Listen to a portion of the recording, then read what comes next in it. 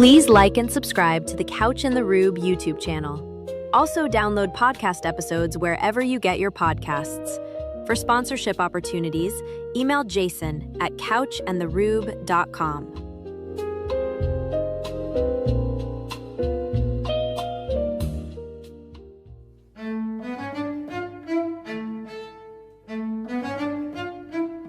What do you get when you cross a know-it-all newspaper columnist with an awkward, unsophisticated everyman? Yeah.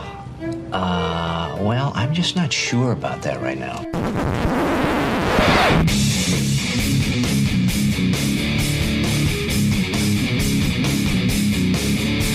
Welcome to Couch and the Rube. Welcome to Couch and the Rube, our Thursday show, presented by our friends at Firekeepers Casino and Firekeepers iCasino and Sportsbook app.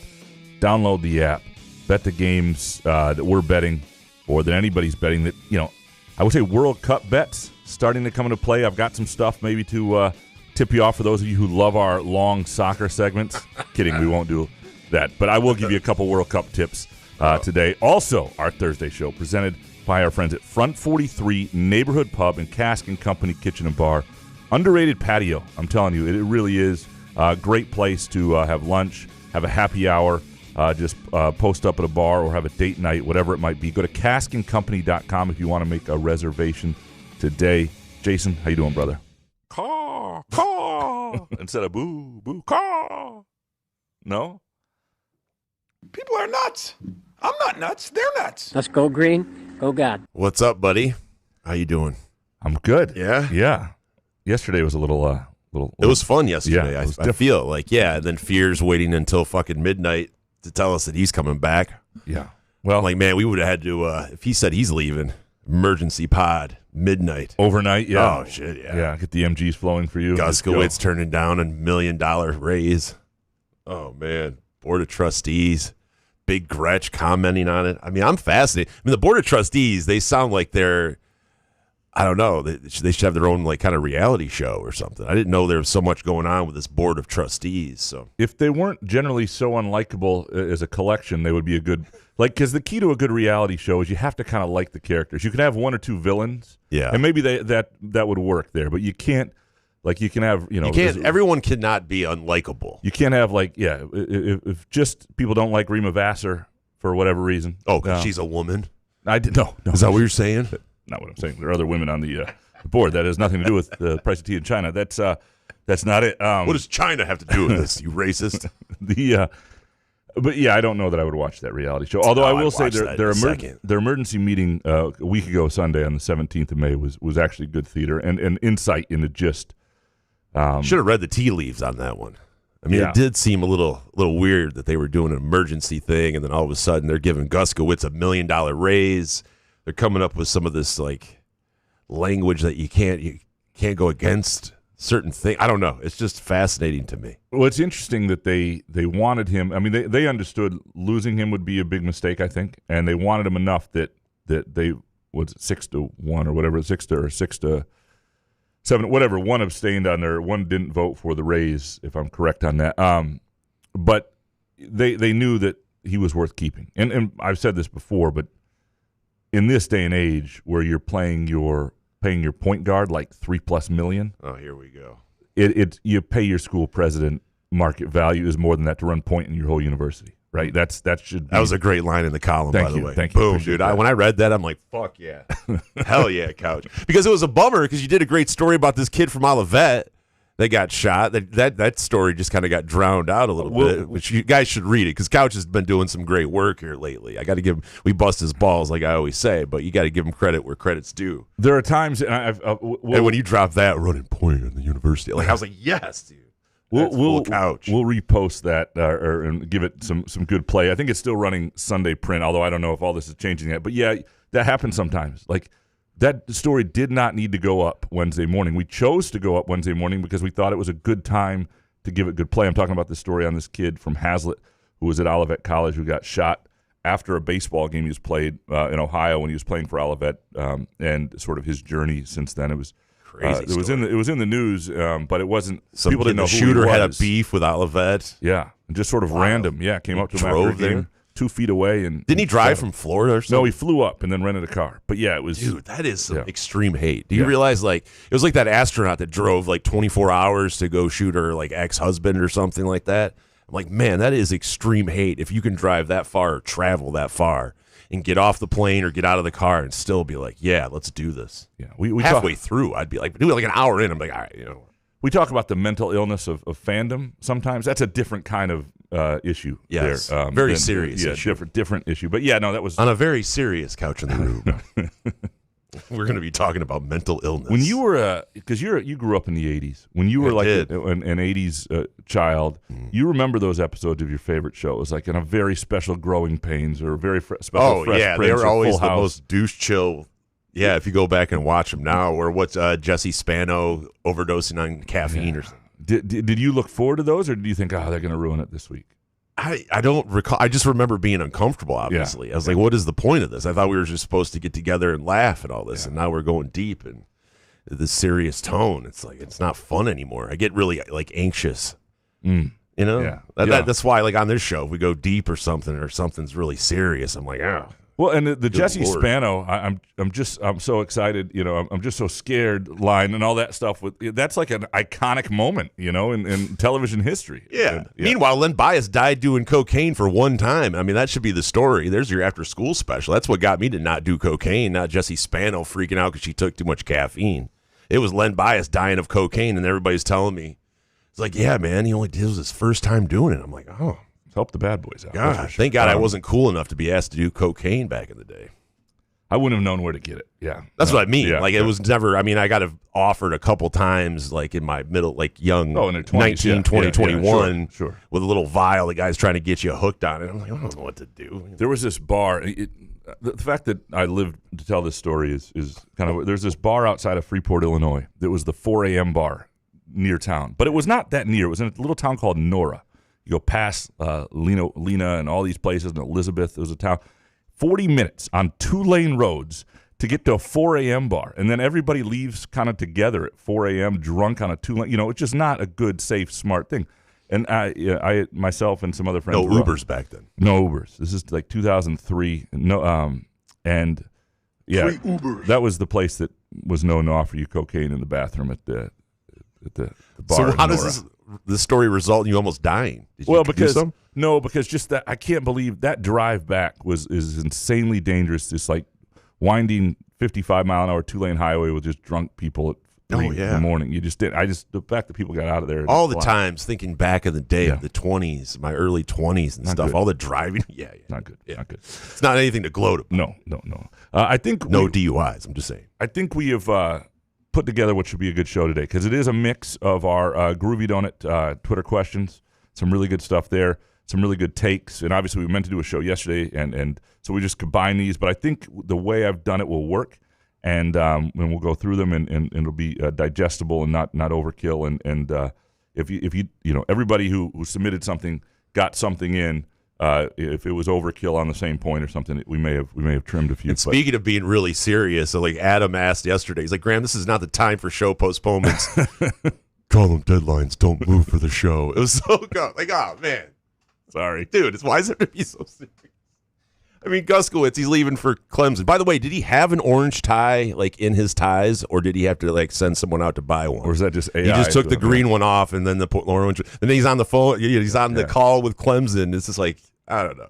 I understood Guskiewicz wanting to get out of there. If the Board of Trustees are so bad, everybody's claiming, I don't know the stories. Whitmer was talking about the antics of the Board of Trustees, and I try to pay attention, but a lot of this stuff I read about the Board of Trustees is really boring. But I want to hear the juicy part of this stuff. If Guskiewicz can't even, if you offer a guy $1 million and he turns you down, takes $800,000 less to take another job, I mean, what does that say? Well, I think it gives credibility to the idea that he didn't think this was good for him, and I also think he's at a point in his life, people talk about the J Batt situation and the ramifications of that, and you look at Batt, who's in his mid-40s, versus Guskiewicz, who's just turning 60, and where they are in their careers, and Guskiewicz has probably made a decent living in his life at this point, And I'm not saying that you don't want to make an extra $1 million, but if something is such a headache that you think it's just not, and you think maybe you have one move in your life, like Guskiewicz at 60 is a really viable candidate. If he bangs his head against a wall, hates it, doesn't, just thinks it's complete misery in East Lansing, in 5 years he's not maybe as viable a candidate, right? What's the deal with Dabo? I mean, all right. I don't. Taking a pay cut to deal with Dabo? I would have taken. How bad is this Board of Trustees here? I would have taken the money and then.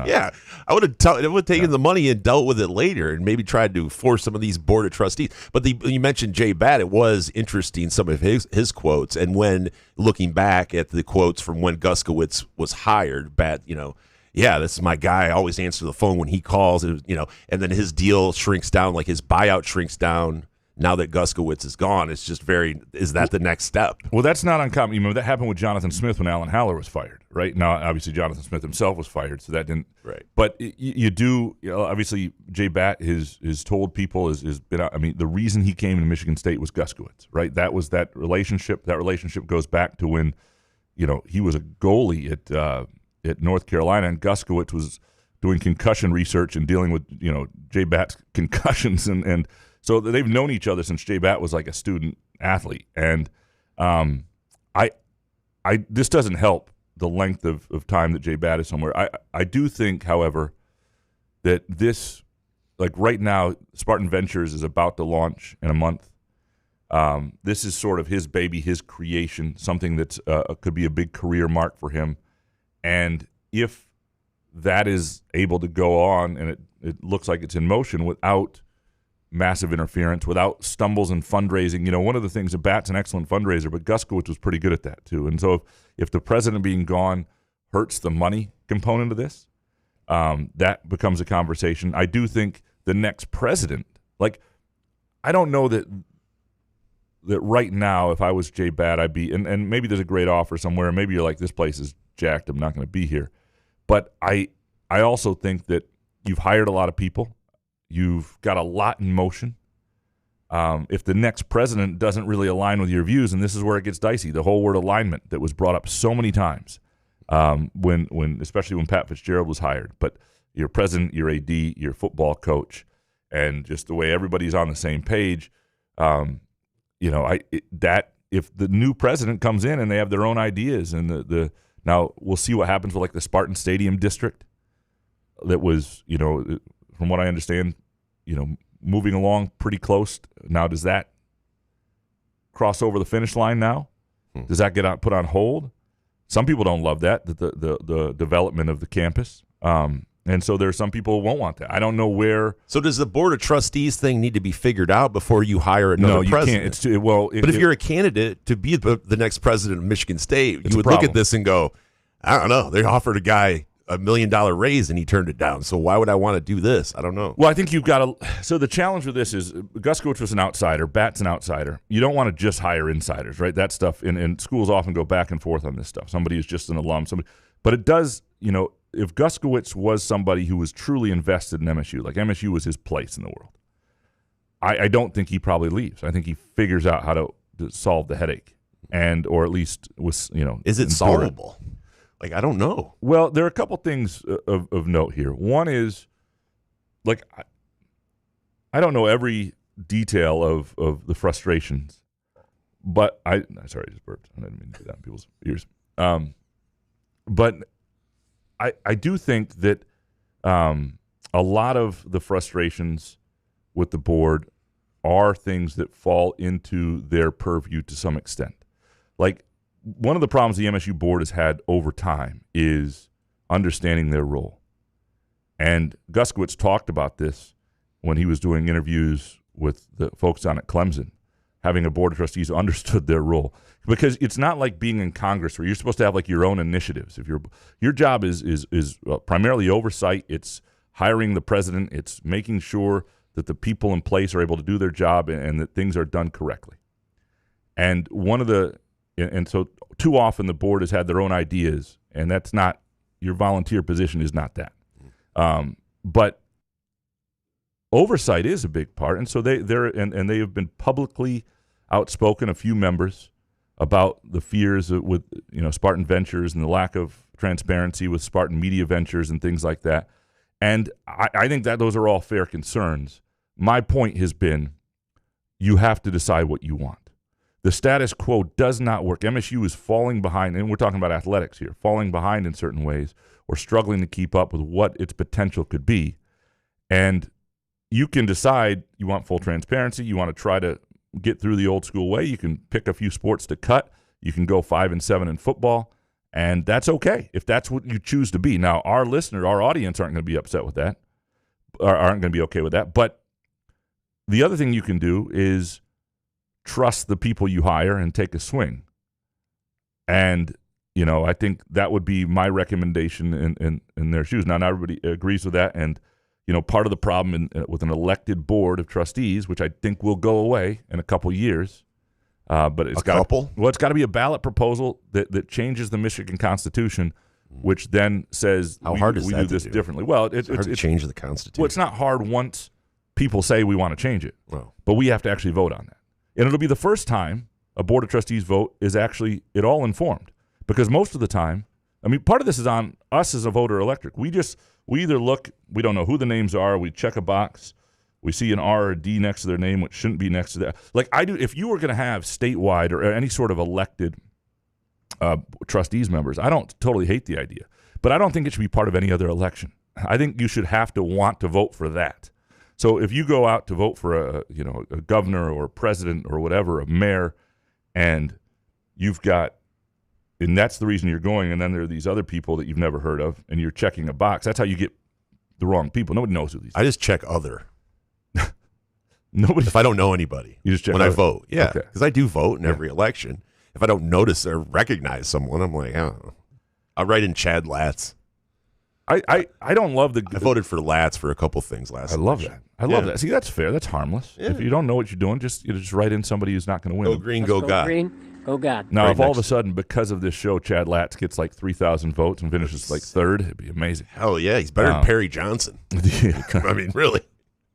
If you tell me I got to vote for Latz or Perry Johnson, Voting for Latz. oh hell yeah, go green, go God. Be an Let's interesting, go green, go God. be an interesting term. We'd have to get him down to the board meetings. Does he know he'd have to go? He can't just stay home. Dude, I'd be his driver. Okay. Yeah. Okay. I'd work for the administration. The gubernatorial, because other places do it differently, and the gubernatorial appointments of boards, they have their issues too in terms of too much political power. You get the wrong governor. There's control in that sense. I think it's probably a better system overall, but just because we've seen what's happened at MSU and the way it is. I would love to see a different kind of vote or a different kind of representation where your board of trustees was, a couple of faculty reps, couple rotating in and out like student reps, couple voted people statewide, or maybe voted by faculty and students and alumni, and so you have to be invested in the university to some degree because you care a little bit. It's not just people like you and I showing up going, wait a second, who is that? Oh, it's like the old Grand Ledge baseball coach who had the same name as a board of trustee member. That guy wound up getting elected probably several times because I thought, oh, dude from Grand Ledge, running for board of trustees. Wait, that wasn't the actual guy? No. Wait a minute. Yeah, different guy. Oh man, Right. So that happens. That's a good bit. Then like- maybe you should just change your name if you're running for a seat like that. Didn't Just Eddie change your Murphy name. do a movie like that where he ran something Jefferson Johnson or whatever? Anyway, Need some Hoff? no, I'm not going to look it up. Cockburn. The So who should we be mad at? well, Are we mad at Guskiewicz at all? Because I yes, got to say, yes. I was mad because there was a picture of him like 12 hours prior with, I think it was with the Sekias and something about the tennis thing. Like, why wouldn't you, if you know you're taking the Clemson job, just not post anything? Like, I know you have to act like business as usual or something. I think you can be upset with everybody. I mean, like Whitmer had a chance to remove Vassar and Denmo when they, for misconduct, especially Vassar, who was a little more egregious, I think, and didn't do that like a year ago. So you're mad at Big Gretch? No, I'm just saying, like, Because it sounds like she was pretty ticked off, and like, She why weren't you was. ticked off previously? correct. You kind of sat it out before this, so and look, she's a friend of the show. We've had her on here. But Another nobody sit down. But you should also, you should also look at Kevin Guskiewicz as a guy who, you came in, you commit, you put a lot of initiatives forward, and you have a lot of people who are hired because of you. And you walk away, and you have a lot of people counting on you in difficult times for higher education. You should be mad. A lot of people are ticked off today about this, our listeners, people in the legislature and everything, and yet they're either part of cutting state funding for universities, which makes a lot of these out-of-the-box thinking ways necessary, or they vote for people who are cutting state funding for universities to extreme levels and making it very hard to operate in those realms. And so everybody's got to look at themselves. And then there are yodels like me and you who vote for the wrong person because we don't know who they are. In the I thought he was a baseball coach. Thought he was the Grand Ledge baseball coach. Is this Jake Boss I'm voting for? Dang it.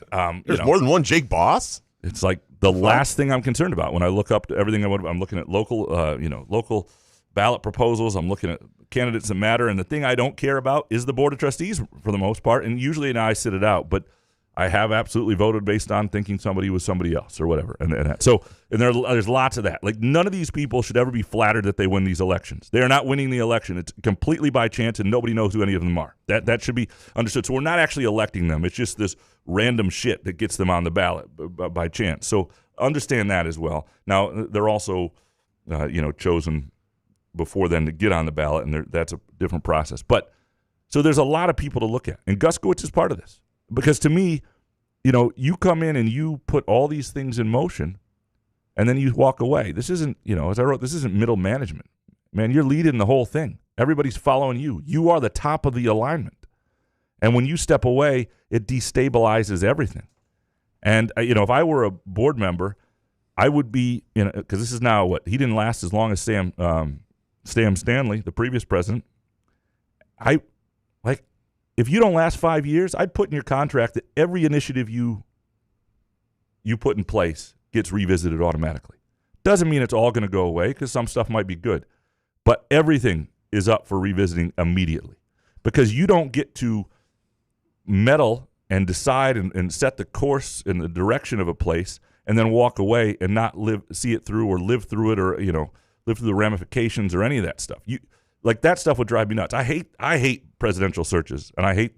Oh, it's the worst. You get these are like year-and-a-half searches for people who stay like an average of a year and a half. They hire people in their mid-60s, and they have hiring firms. I'm sorry, yeah, the money spent and which must be a great job. Amount of time to get somebody who's only going to be there twice that time, and then you do it all again. Like, the whole thing is complete ass. And so I'd like to see that done a little differently. I'd like to see people come in a little bit younger, although it's a big job, and I'd like to see people have to commit a little bit longer. That said, the board doesn't get the benefit of the doubt in this. They do not. And because, and I don't know these people intimately well and all their motivations and all of that. But ultimately, if you've got a president, and I do think Guskiewicz, some people would say this guy had some real star power to him, but he had a presence to him. He had a lot of ability. It was a different level than Sam Stanley in terms of the president. Stanley was a talented guy, smart guy, but he was not built to be a Big Ten university president the way that Guskiewicz is. Now, Guskiewicz showed another side of that when he walked away and said, I'm not going to battle this. And he must have been very frustrated. But what was, the battle? What was the battle? Was there a possibility that he could win the battle and get rid of some of these board members? Or, because I don't blame him if, that's what I mean. I don't blame him or call him a quitter if all of a sudden you're so frustrated and you can't get out of the situation, meaning with the Board of Trustees, and I don't blame you for taking another job. I think he should. But if it could be fixed, that's when I call you a quitter. If you're just going to get out of here when the going gets tough, I would have done. And maybe the opportunity at Clemson was pretty good, and he wanted to be back in the Carolinas, and so this was the time to do it. But I would have, at the very least, been a little more specific in my criticism publicly, and maybe that's doing what the board members are doing that's bothering you. But I would have stayed in the fight a little longer. I think.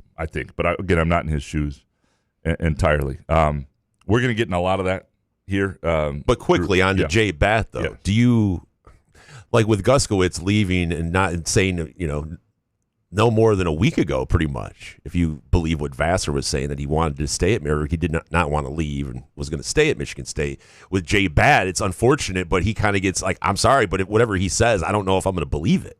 If he's like, I'm happy here, I'm great, Michigan State, it's a great university, and blah, blah, blah. What's the challenge? What do you believe now? Correct. It's the challenge of outsiders, and frankly, this happens in coaching and lots of places. Coaches say, I'm going to be here, and the next day they take a different job. People are always, and I don't know when in his heart or in his head 100% Guskiewicz said, I'm leaving. I don't know today who J Batt's fielding phone calls from and what he's thinking and whether he's, still. Pound the bushes. Ohios on line one. And Greg Williams, what he's thinking. And you right now you are starting to launch something that is supposed to be. What's Dawn thinking? Well, there we go. I want her opinion. Yeah, we should have her on. Let's go meet at a Mexican restaurant. That's a deep cut reference. Let's go to Cancun Grill, St. John's. I'll meet you guys there. So chill. It's unbelievable how chill they were. It was when, if you don't know, Graham thought it was so chill because he saw Greg and Dawn Williams, who's worth. Oh, Andrew, our Andrew friend and Monica did. Andrew, yes, the Gautiers saw, Greg and Dawn Williams eating at a regular, normal Mexican restaurant, which I don't know if you're a billionaire. Well, I don't know where you go for Mexican food, but Couch thought that was so chill. Well, yeah, I do think in a text chain made me laugh so hard. If you are looking to rub elbows with cool and important people, I would say Front 43 and Cask & Company is a great place to do it. I have run into important people there, but everybody is important. It's a good vibe. If you've never been, it's a fantastic menu, kind of a modern American Asian menu. Like I love like the pad thai. I love the Big Island Bowl, the Maui Bowl, but I also love their burgers, their flatbreads, great drink selection, fantastic stuff, and two different vibes on Cask & Company one side, Front 43 the other. One fantastic menu, caskandcompany.com again for a reservation or to look up their menu, and that's just north of Frandor on East Saginaw, near the East Lansing border. Before we get to these questions and takes, should we touch on Jeremy Fears here as well? Oh, absolutely. I thought you were going to say the Tigers. Well, we can do that. I just was reading about Casey Mize and his pubic bone that will not heal or whatever it is, that you can't watch the MFer for more than 4 innings, and heaven forbid put that guy in an MRI machine. I mean, what do they pay? What do the Tigers pay in MRIs and body scans for these fucking guys? But anyway, yeah. I often wonder in baseball if they had non-guaranteed contracts the way they do in football, how much more these guys would actually be okay. Oh, yeah. These guys, they would have comebacks like Tarek Skubal. One of the most miraculous comebacks when you have loose bodies in your elbow. Oh, man, he's already throwing batting practice to Jemai Jones. What do you know? Contract year. Oh, it's unbelievable. Oh, my God. I've never seen a player return like this. And then you got Casey Mize. I mean, is he the most fragile MFer on the planet? Well, he's also got an unsympathetic face. He looks like a guy who's about to get hurt at all times. So that's the problem, too. It's like, don't look like that if you're going to be that guy. One little tweak, and that guy's gone. Yeah. They pull him. And then you got Kenley Jansen with a pelvic inflammation. Like, how would you even find that? Can you imagine if you told Nolan Ryan that a guy was going to miss 15 days on the injury list with a fucking pelvic inflammation? He'll go, first of all, you go, what is that? And then he'd run out to the mound, put you in a headlock. And sounds like pussy shit. And then he'd grab the ball and throw it at someone's head. Anyway, Jeremy Fears coming back. Thank God. Yeah, it was, look, the longer it went, to some degree, you thought, well, wait a sec, just because it was going longer. It was a good bit by Jeremy Fears. It was a good bit. I think he enjoyed making fans sweat a little bit when there was a lot of dialogue about this guy should come back, what's he doing, and I think I'm glad that he found that fun, but I got to say, no lie. I mean, was it Guskiewicz? Did Guskiewicz kind of ruin it a little bit? Would he have announced at 1 if Guskiewicz would have stayed? Like, I don't know. I think he also, I think he wanted to give NBA teams every chance to make him a promise or to fall in love with him, so to speak. From people I've talked to, I think the coaches felt pretty good about it, yesterday, and even before that to some degree, but pretty good about it. And then talking to somebody else who knows the family a little bit, like the conversations that were happening a week ago were sort of assuming he was coming back. So now I didn't know that until yesterday. So it's not like I was doing the show just knowing that and not sharing that. But it didn't sound like this was. And they were, and from what I've heard, they're fired up about next year at MSU. This wasn't something like, oh God, I got to go back to MSU. Like he was. Well, it sounded that way at some time. He wants to be in the NBA at some point. Obviously, he'd love to be there, and if there was a promise to be in the first round, he'd go. But he's not. This isn't like some. Oh my God, I got to do another year at MSU. I think he's fired up for it, and I think for him, it's not everybody coming back to school always makes sense, but for him, it makes all the sense in the world, and it's pretty cut and dry why. Obviously, there are a few things he needs to work on, but that's less important because you can do that at the NBA level. all those things. They have all the time in the world. They can play between the NBA league and the G League, and they can it's not like you can't get better at that level, but you need a team to invest in you. You need a team to be invested in you, to want to allow you to improve that way. And there are a couple things. One, next year's draft is significantly weaker from everything I've read and heard, and that'll help. He will have his position, and we've seen this with some guys at other schools who are big stars, but we've seen this even at Michigan State with Denzel Valentine and Mateen Cleaves, guys mid-first-round picks who were flawed prospects who became such big college stars and won in ways and led their team in ways, even though that MSU team with Valentine lost in the first round of the NCAA tournament, starting with that Kansas game on a huge stage, like he was all year long, this Denzel Valentine was a star in college. And fears will be, because of last season, being an All-American and All-Conference guy, he'll enter the year as a star.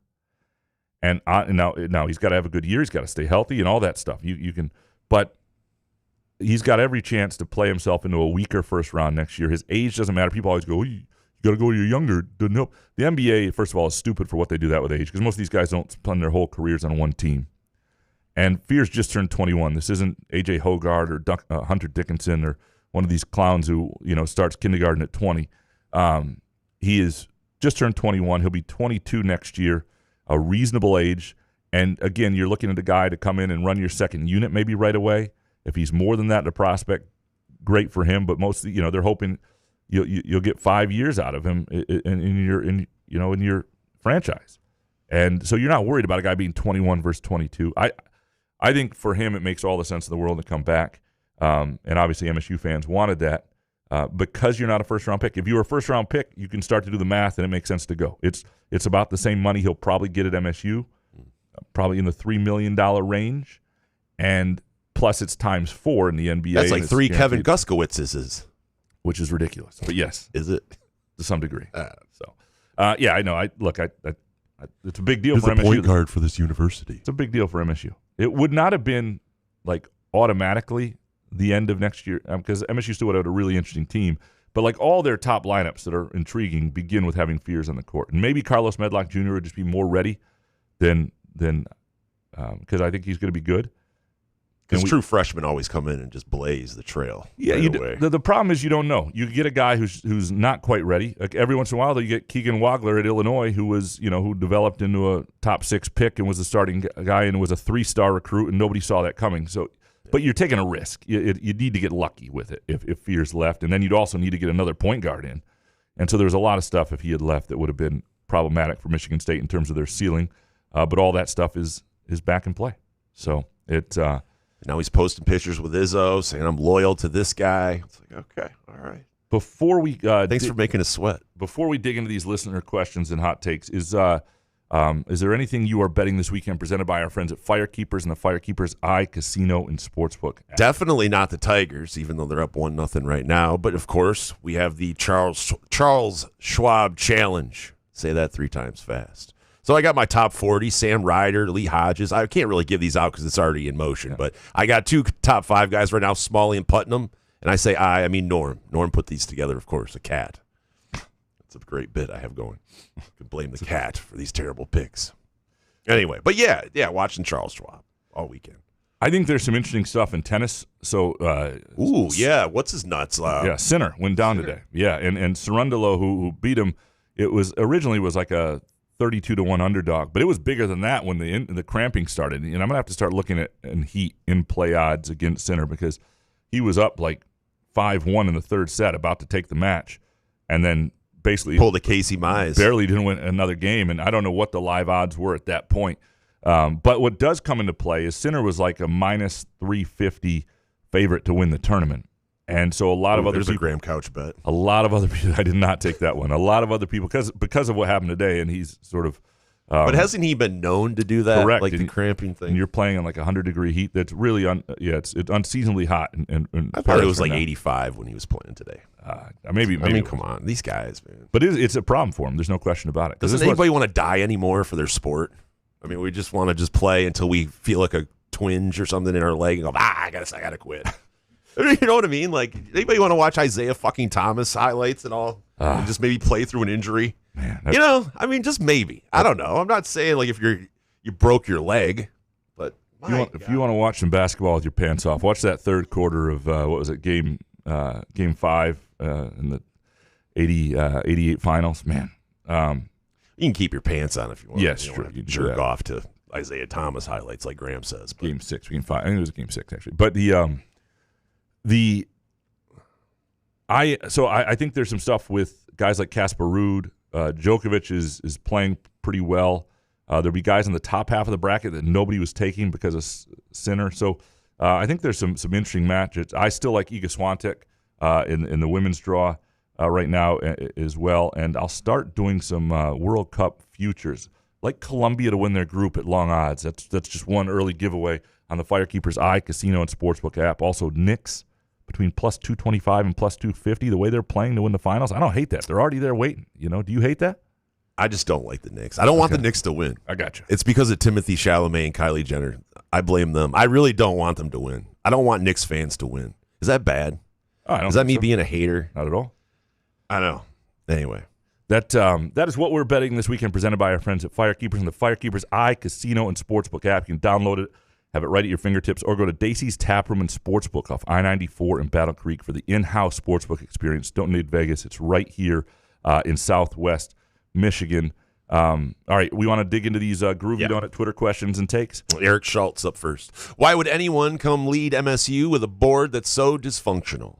This is a disaster.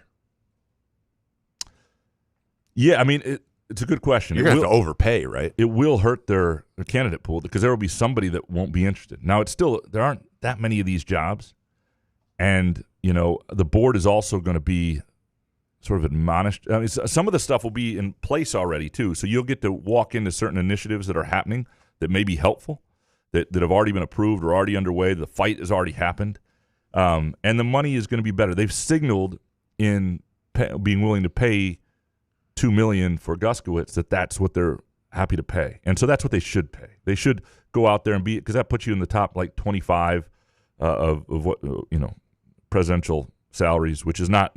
It doesn't look like the top 25 in football. This isn't like an SEC Big Ten thing. This is like an Ivy League and things like that. But they need to pay. They need to go find a fit. And for all my whining about the length of time these things take, they do need to get the right fit, the right person. And, you shouldn't consider everybody and everything that's just in place. But to some degree, if you think other things are working, you need somebody who's going to work well with the people who are in place. It's not that they're not still in charge, but so it'll be an interesting, those will be interesting conversations and how they arrive at that person and who's interested.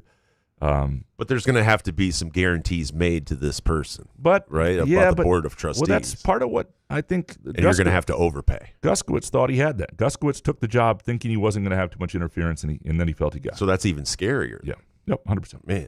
All right, Dominic. Hey, Ronaldo couch.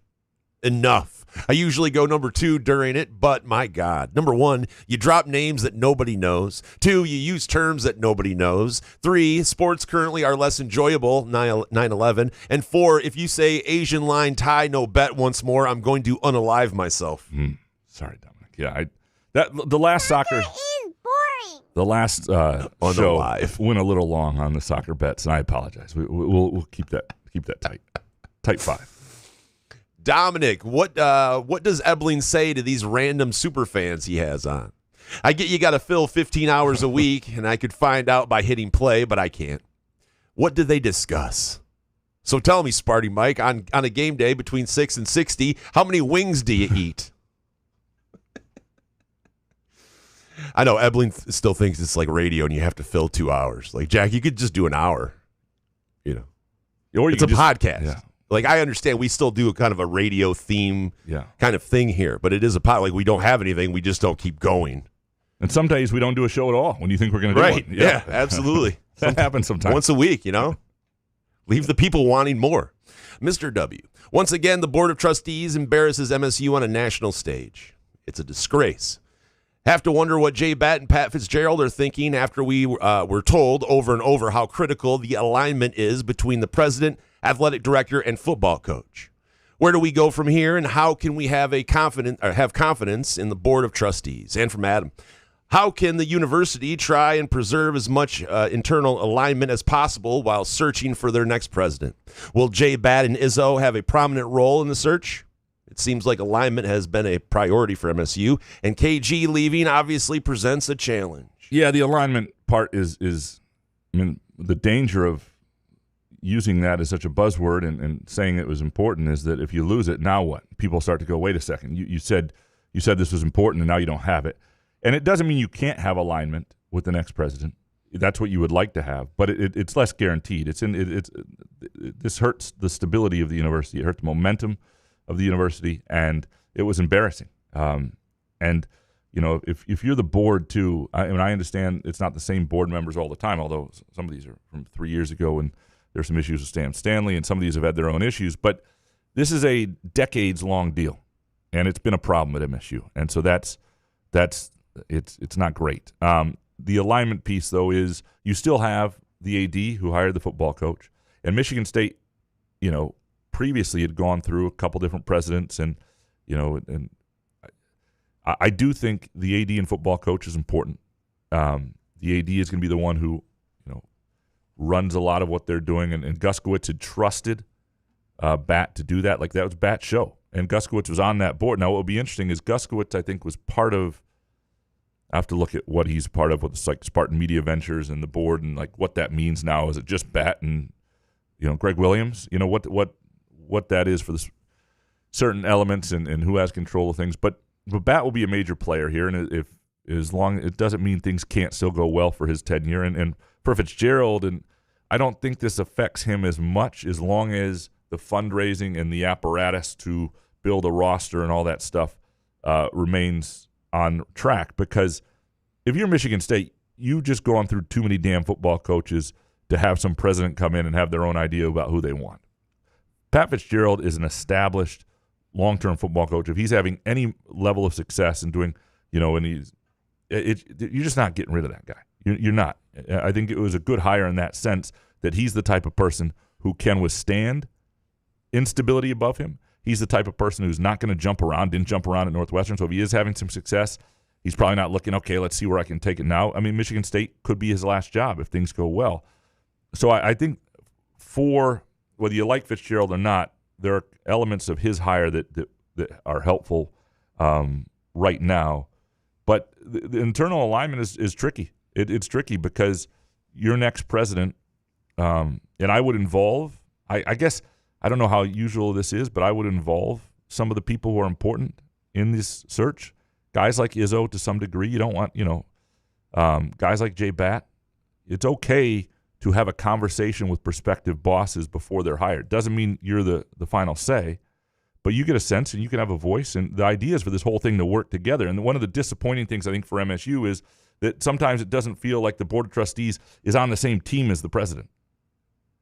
Like, you're trying to get stuff done for the betterment of the university and betterment of students and the betterment of the faculty and everything, and to make the whole thing work and succeed in what are difficult times for higher education, for major college athletics. And, you know, that doesn't always seem like, it doesn't feel like the goals are the same, even if they probably are. And that's the taint. BZ, how damaging is Gussie's departure to athletics? If J Batt leaves, how stable is Pat Fitzgerald's job? Is that $401 million commitment really just a pledge? Well, the Greg Williams component, I think this is where Izzo is important. Okay, Greg Williams' relationship with Izzo is what brought about that $401 million pledge, and then J Batt being somebody that was, I mean, Guskiewicz is part of that, but Izzo, I think as long as Izzo is there, Izzo becomes incredibly important, as he has in many iterations of the university. Sometimes too much. Sometimes he's been in situations that weren't fair to him or great for, you know, he's been the spokesperson for the whole university when there's been a void in leadership. And Guskiewicz, in some ways, you know, I would equate his departure a little bit to different situations, but Mark Hollis walked away at a time when he was needed, right? And Guskiewicz is needed right now, and just, again, you're free to do whatever you want. Hollis was not an outsider, but I think Guskiewicz deserves a small bit of the blame here. He's the one who walked away and just decided he was checking out. SFL commissioner next. What's the state of play for retaining J Batt at this point? How quick could a change in board staffing be implemented to stabilize things? And from Spartan 18770, with Guskiewicz gone, how much longer will J Batt be at MSU? With both of his main supporters gone, Fitzgerald will feel like Tom Hanks on that lonely island. F my university and their stupid, constant pissing matches. I'm done. He's done? Spartan 18770's done? For how long? Like till football starts? Or it'll be interesting to see what look, I think Fitzgerald will be somebody who's liked by other. You know, part of being a great leader, and you hope they don't hire a president who does this, is you don't screw up things that are working. Just because you didn't hire them doesn't make them your people. And that's like a coach who takes over a team or whatever it might be, right? It's, I think the Fitzgerald component is less dicey than the Batt component. And frankly, I don't know J Batt well enough to know what he's thinking right now. And, you know, I just know his relationship with Guskiewicz is at the heart of why he's there. Guskiewicz had great faith in him, and he had a boss who was a big supporter of his and allowed him to put what he's doing here in motion with Spartan Ventures. He's got to be pissed off, though, right? Oh, I'm sure he is. Yeah. I mean, when I sat down with J Batt for a piece on Spartan Ventures and sort of an explainer story, it was with Guskiewicz. It was Guskiewicz and Batt in Batt's office. Like those two are, you know, there's clearly they have they've worked together a lot and they work together well. And I think that's got to be frustrating. Now, Batt has hired a lot of people around him. Like he's changed the whole athletic department. I mean, the Spartan Ventures is like got a lot of former athletic employees. You got people who are hybrid employees between the two, Spartan Athletics and Spartan Ventures. There's a lot of stuff going on. Like to have him leave now would be just awful. And I would hope he would understand that. And as long as he's still able to do what he is able to do. But look, this is where I think Guskiewicz jumped out of the fight probably before he should have. But again, I don't know all the details. And the fact that he turned down that much money is telling that he just wanted no more to do with his headache. I mean, who turns down $1 million? Like, no matter what your financial status is. He's 60 years old, right? You still want $1 million. Not if you think it's just going to be like, I mean, the thing about it, too, is if you start to think long term, if you go to a place where you can be happy and make good money, and you think 2 years from now you may have made $2 million extra dollars, but you're going to want out of the place and you're not going to have a great opportunity. I mean, I can see him thinking this is But it's not like the worth LSJ offering you 100% raise, and then you go to the Athletic for a lot less, like 100% less of whatever they offered. It's just like, that's weird. It's a hell of a smack in the face. But I love the LSJ, and they've been really good to me. That's the difference. And my Well, it's not bosses for real. were- It was just sorry. I'm just saying if my bosses were pricks, right. it would be different. But I'm saying I would know that, like, wow, the LSJ must be terrible if Couch doesn't want to have his pay doubled. Right. That's what I mean. If they would have offered him like $250,000 on top of what he's making now, a $250,000 raise, and he turned that down, I'd be like, all right, that makes sense. It's not, but this is really bad. Scott, well, the president is now out. What are the downstream effects of this with J Batt, Spartan Ventures, and other things on campus? Is there a way to get the university president to have to serve out a minimum time frame? They make such big decisions for the university and then leave. Yeah, that last part is the reason some of this first part's redundant, but the second part here is, I think, the important part here, because this bothers me. It really does. It bothers me in a lot of different elements. It bothers me with CEOs, anybody. People come in, they do 3 years, and they're gone, and it took a while to find them, and they put all this in place, and then they're just not there, and the next person has their own things, and things are. I don't like it at all. Now, I'm somebody who's, chosen to live in Lansing, Michigan, and not leave and be here and work for the mid-sized newspaper that I grew up reading, and so I'm different in the way I think it's about like a Bob these things. Seger song. Yeah. So I'm not a great example. Like, I don't really understand this culture of like jumping in, jumping around. It's not every job I've ever taken, I've thought, boy, I could be here forever. Well, not the Freeport job because it didn't pay enough, but every job I've ever taken, I've enjoyed to the point that I was sad to leave, even when I had to, or I don't really understand this way of thinking that a lot of people do. But yeah, I would love to have something in a contract that said that was punitive if you left before it. But then again, are you able to recruit the right person? Or at least said everything you put in place is reviewable. Now, the problem is if you've built a building already, if you've changed the campus, if you've restructured, the way your medical school is doing something, if you've changed your athletic department, that stuff can't just be undone real easily. And that's where I think if I were a board member, I would be a little like when they are big initiatives, I'd be like, I need to know you're going to be here for this. How do we get that in writing? I believe in you, but I want it to be you to see this through. Scott, has Anton Bonke removed his name from the draft? Yeah, he went before Fears. Yeah. That was the pump fake. I was like, wait a minute, what? Yeah. Bonke was still considering this? Wait, what are we talking about? I thought that was I thought it was Fears news. Yeah. And I saw Bonke's face. I don't know what Bonke was doing. They knew Bonke was coming back. He was coming back the whole time. Maybe he just forgot to do we just announce anything now? Yeah. Okay. Troy Hunter. So President Gus is taking $800 grand less to leave MSU. If that's true, something is really wrong. And from Spartan Dog 97, if I got told to shove it after offering someone a 100% raise, my reaction would be somewhere between deep introspection and suicidal ideation. But that's probably why I'll never be a trustee. F these losers. Well, there should be some introspection on the board. Now, the board is already fracturing the conversations. They're 5 and then the 3, and they're sort of splintering that way. The bottom line is, you should be able to. The idea is you're not supposed to be a celebrity. You're not supposed to be front and center. We're not supposed to know everything about you. You should be somebody, your goal when you get in there, even if you have disagreements behind the scenes, even if you don't like somebody else on the board, should be trying to work together, having conversations, disagreement behind the scenes, putting on a public front when things are passed that we're all for this, because this is a vote and there's a majority, and not raising a stink about it. You can have some concerns, and it's okay to do an interview once in a while and say, hey, I have some concerns about this. But ultimately, once a vote is made, I think you need to be on board. And I think the thing that I struggle a little bit with this is their role is oversight.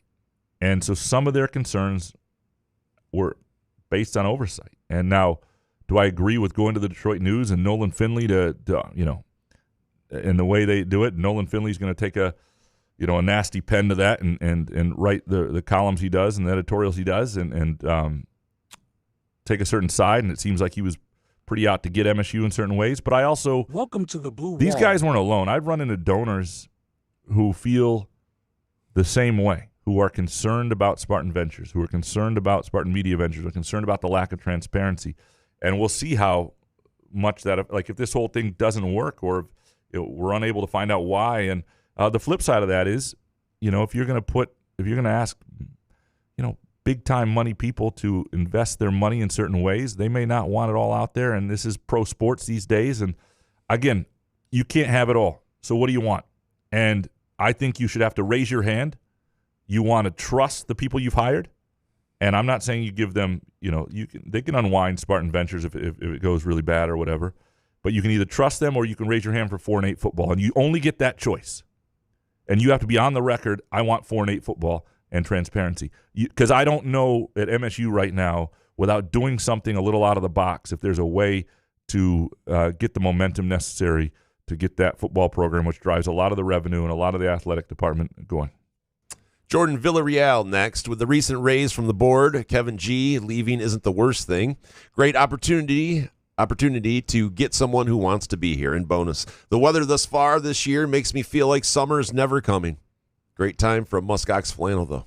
It is, and I'll be honest. It was fucking 80 degrees yesterday. I was sweating my balls off hitting golf balls. A little too warm. Where are you at, Jordan? What do you mean? I had a hat on Cora and realized halfway through our walk that she was too hot and she was fussy and because the app was wrong. I haven't seen the app that often in a while. The app was like, oh, it's 62. Because they want you to pay. All of these weather apps, they want you to pay something, or they pop these stupid ads in, too. It's like, come on, can't we get one fucking thing for free? Can I just check the weather and not have to pay a fucking monthly fee? That's all I ask. I beg of you. I will say this: there have been some great summer nights for muskox flannels, and those, all summer long, you're at the beach or at the park. After a softball game, I go out for a beer with the team, and you got a muskox flannel on. You feel good. You can sit on a patio. So just because it's summer doesn't mean it's not muskox season. Also, they have hats and tees. Go muskox.com. Dan Grafe. The Board of Trustees is going to use all fanboy media to make it seem like they never had a chance to keep the president. People need to listen carefully to what Graham and Solari have to say on this. The board failed the school yet again. Well, they did because they lost the president. At the moment you realize you might lose this guy, and there may be other, there may be he may have said, "I Just offer him 100%. I want to live in North Carolina. You know, it's where or South. I want to live in the Carolinas. I've been down there for a long time. Have a home down there. Like this is. I don't want to do another Michigan winter, and I'm going to use this as an excuse. I don't think that's it, but I'm just saying like. That would be sick though if that's what the reasoning was. I don't think that's. I just don't like the winters here. No, because he went all. I mean, he was very blunt. Because first of all, if you're going to leave when he left, how he left, you have to explain some things. I think he could have been even more detailed, but he was pretty blunt in throwing certain members of the Board of Trustees under the bus. And if you're the board and your job is to shepherd this school along and to help them and support the president and yes, hold people accountable, but they seem to. I just don't think they really have understood their role in things at times, and it's personality-wise, you're not supposed to be the star of the show. Man, if the university's winning, you're winning. If the president's happy and initiatives are happening that seem good, that the Board of Trustees is doing their job. If there's needs for accountability, if something goes wrong and you need to step in, then you do so. And nobody's going to blame the board if Spartan Ventures fails. Now, I understand you may think it's your responsibility to get out in front of that, but it's not. If once it's voted on and once you decide you really need to take a swing doing something else, you need to keep an eye on it as best you can. And I understand behind the scenes battling to have as much transparency. But when you look at this board, you look at the leaks and you look at the way they behave, if you're J Batt, if you're Guskiewicz, do you really trust this board with having, here are the financials? This will stay between us? Fuck, they're going to fax that to Nolan Finley like in the hour, right? The Detroit News is going to have a story up. And I don't think you can trust a lot of and over time is somebody who's covered the university and has had conversations and knows some of the leaks on the Board of Trustees. It got to a point, at one point I stopped using a source on the board because everybody was using the same source.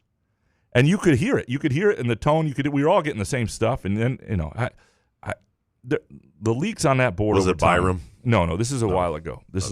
But this is a different iteration. But Engler? No. No. Nonetheless, the board has not been. But again, we elect these people by. All these people want these jobs so they can have the perks. We don't know who the hell they are. Some of them are accomplished people. Some of them are impressive people. Some of them do a really good job. Some of them must hate this. Is a part of the problem that it's an unpaid position, and they use the perks? Do they really care about the university so much that they don't want to get paid? They want what's better, or is it because of the perks they get? Yeah. You do it for the perks, right? So if you get rid of the perks and make it a paid position, does that change things? I don't. Well, that's a part of the problem, right? Yeah. It's because it's unpaid and you get perks. I don't have a problem with certain perks, but ultimately getting the right kind of people who don't steal money from the university, people who don't leak to the press at every opportunity, people who have the university's best, like there are people who there are lots of people who might disagree with something that's happening. And I think that's okay.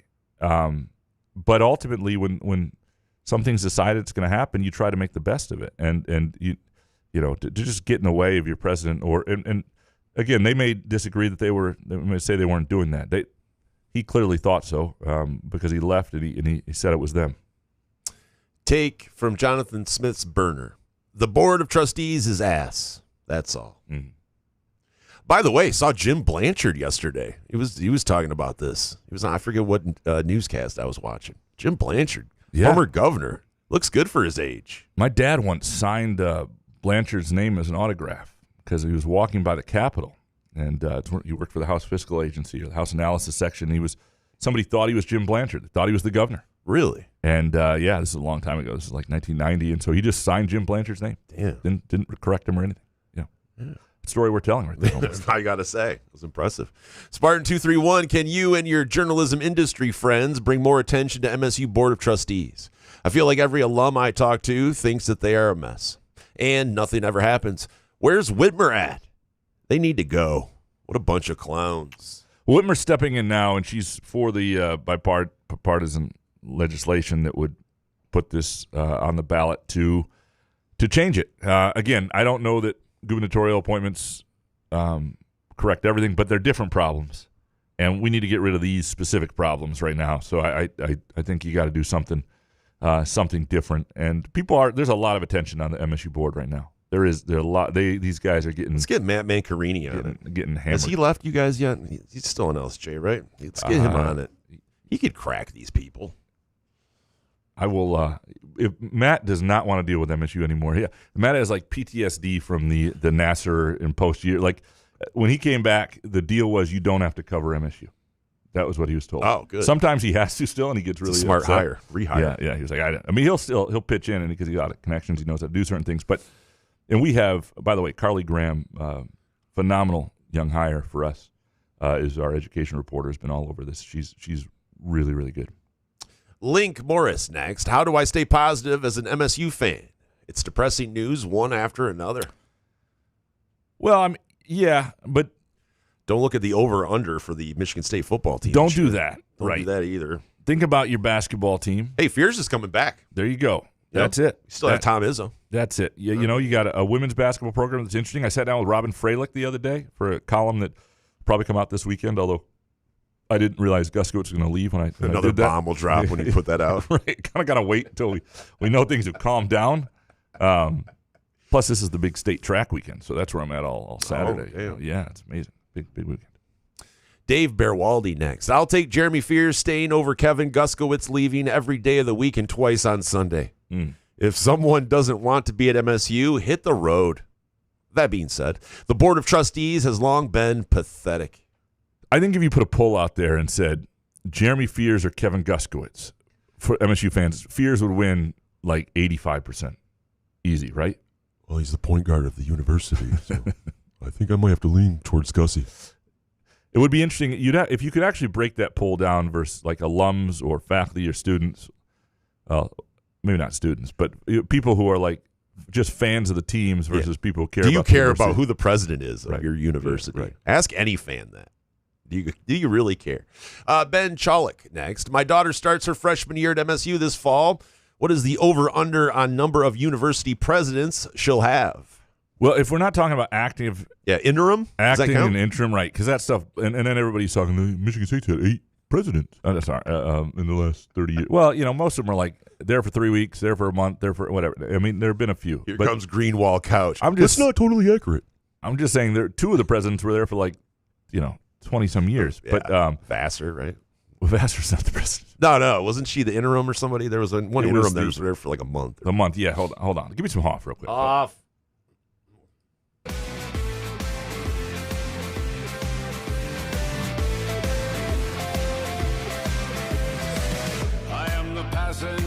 Absolutely. I think fucking everybody masturbates. I think you're thinking of Teresa Woodruff, who was, but she was in for. I always get those. She was in for a year and a half, really. Flew by. But yeah, between like McPherson, who took over in '93, and Simon, who left in '18, there was 25 years with 2 presidents. That's a pretty good run that they had for a long time. And now you could argue that McPherson running Saban out of town is as damaging as anything that wouldn't pay him another $500,000. Anybody's done. Half a Guskiewicz. But then he had Beekman, and before he was the AD, was the acting. Billy. Then you had Engler as the interim, and then you had Satish Upta, who I forgot about, Jason, do you think that Bill Beekman, that was 2 weeks as the acting, and then you went to Sam Stanley, who just was a little smart guy, but a little too meek for the position, I think, and then Teresa Woodruff, who I liked, but obviously had to stand up there and fire Tucker and all that jazz. So they had a few things going. We don't have enough time for all of that. We got to move on. Yeah. Sorry. Yeah. Oh, but the over-under, I would say, is if you just say actual presidents, like not acting interim, I'd put it at 1.5, right, just based on the odds. And I would probably take the over. Peplowski's knee brace next. I guess an extra $1 million doesn't buy much these days, does it? By my calculations, it buys just enough gas to drive 765 miles. That's the number of miles from MSU to Clemson. F that guy. No, seriously. Yeah, there's an undercurrent of people like, if you don't want to be here, you don't want to be there. But that's a private jet too. Like he's not driving to Clemson or anything. No, and apparently he was at like ACC Media Days or something like that. I don't know. He was. How is that possible? Yeah, or not Media Days. ACC Media. 12 hours ago, meetings. he was like talking about Michigan State. Well, we've seen this with coaches, right? This is like the Lane Kiffin move. Maybe Guskiewicz is the Lane Kiffin of presidents. But if you're a president, it just seems like you're in a different category. It's just weird, I guess. It was weird, yeah. Smarty Barb next. Until the MSU Board of Trustees understands that its role is high-level oversight, not day-to-day operations, the university will continue to operate in chaos. Let the university staff do their jobs. As an alumni, I'm tired of this nonsense. Time for Big Gretch to clean house. And please start with Rima Vassar. Hopeless take. You know fans have given up on the Tigers when Meyer is selling Tigers apparel for 50% off. And the employees are already sporting corporate Lions t-shirts. Beverage take. A Verner's float, ironically called a Boston Cooler, is one of the best summertime beverages ever invented. 100%. You ever had a Verner's float? No. So it's the same as a root beer float, but it's just Verner's, right? Thank you. It's very good. Thanks for explaining that to us. You want to talk about waste of taxpayer funds. I may have told this story here before, but when I was a page at the Capitol in the late 90s. Yeah. Wrap around Oakley's on. There was actually, it was about that era, but there was I think there's actually a picture of me in the green jacket with wrap around Oakley's.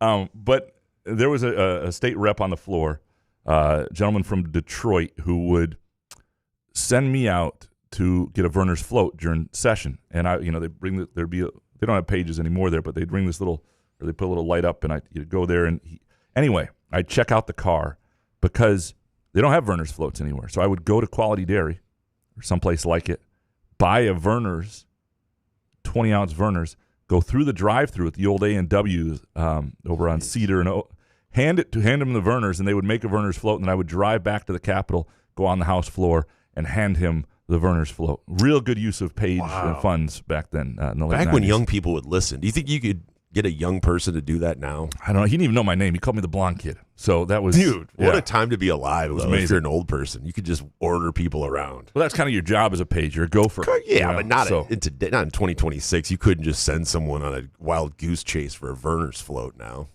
Back then, yeah, you just did it. Yeah. There's no phones. You couldn't record the old man saying that to you. That was the job. I was making $6.75 an hour. I couldn't say no.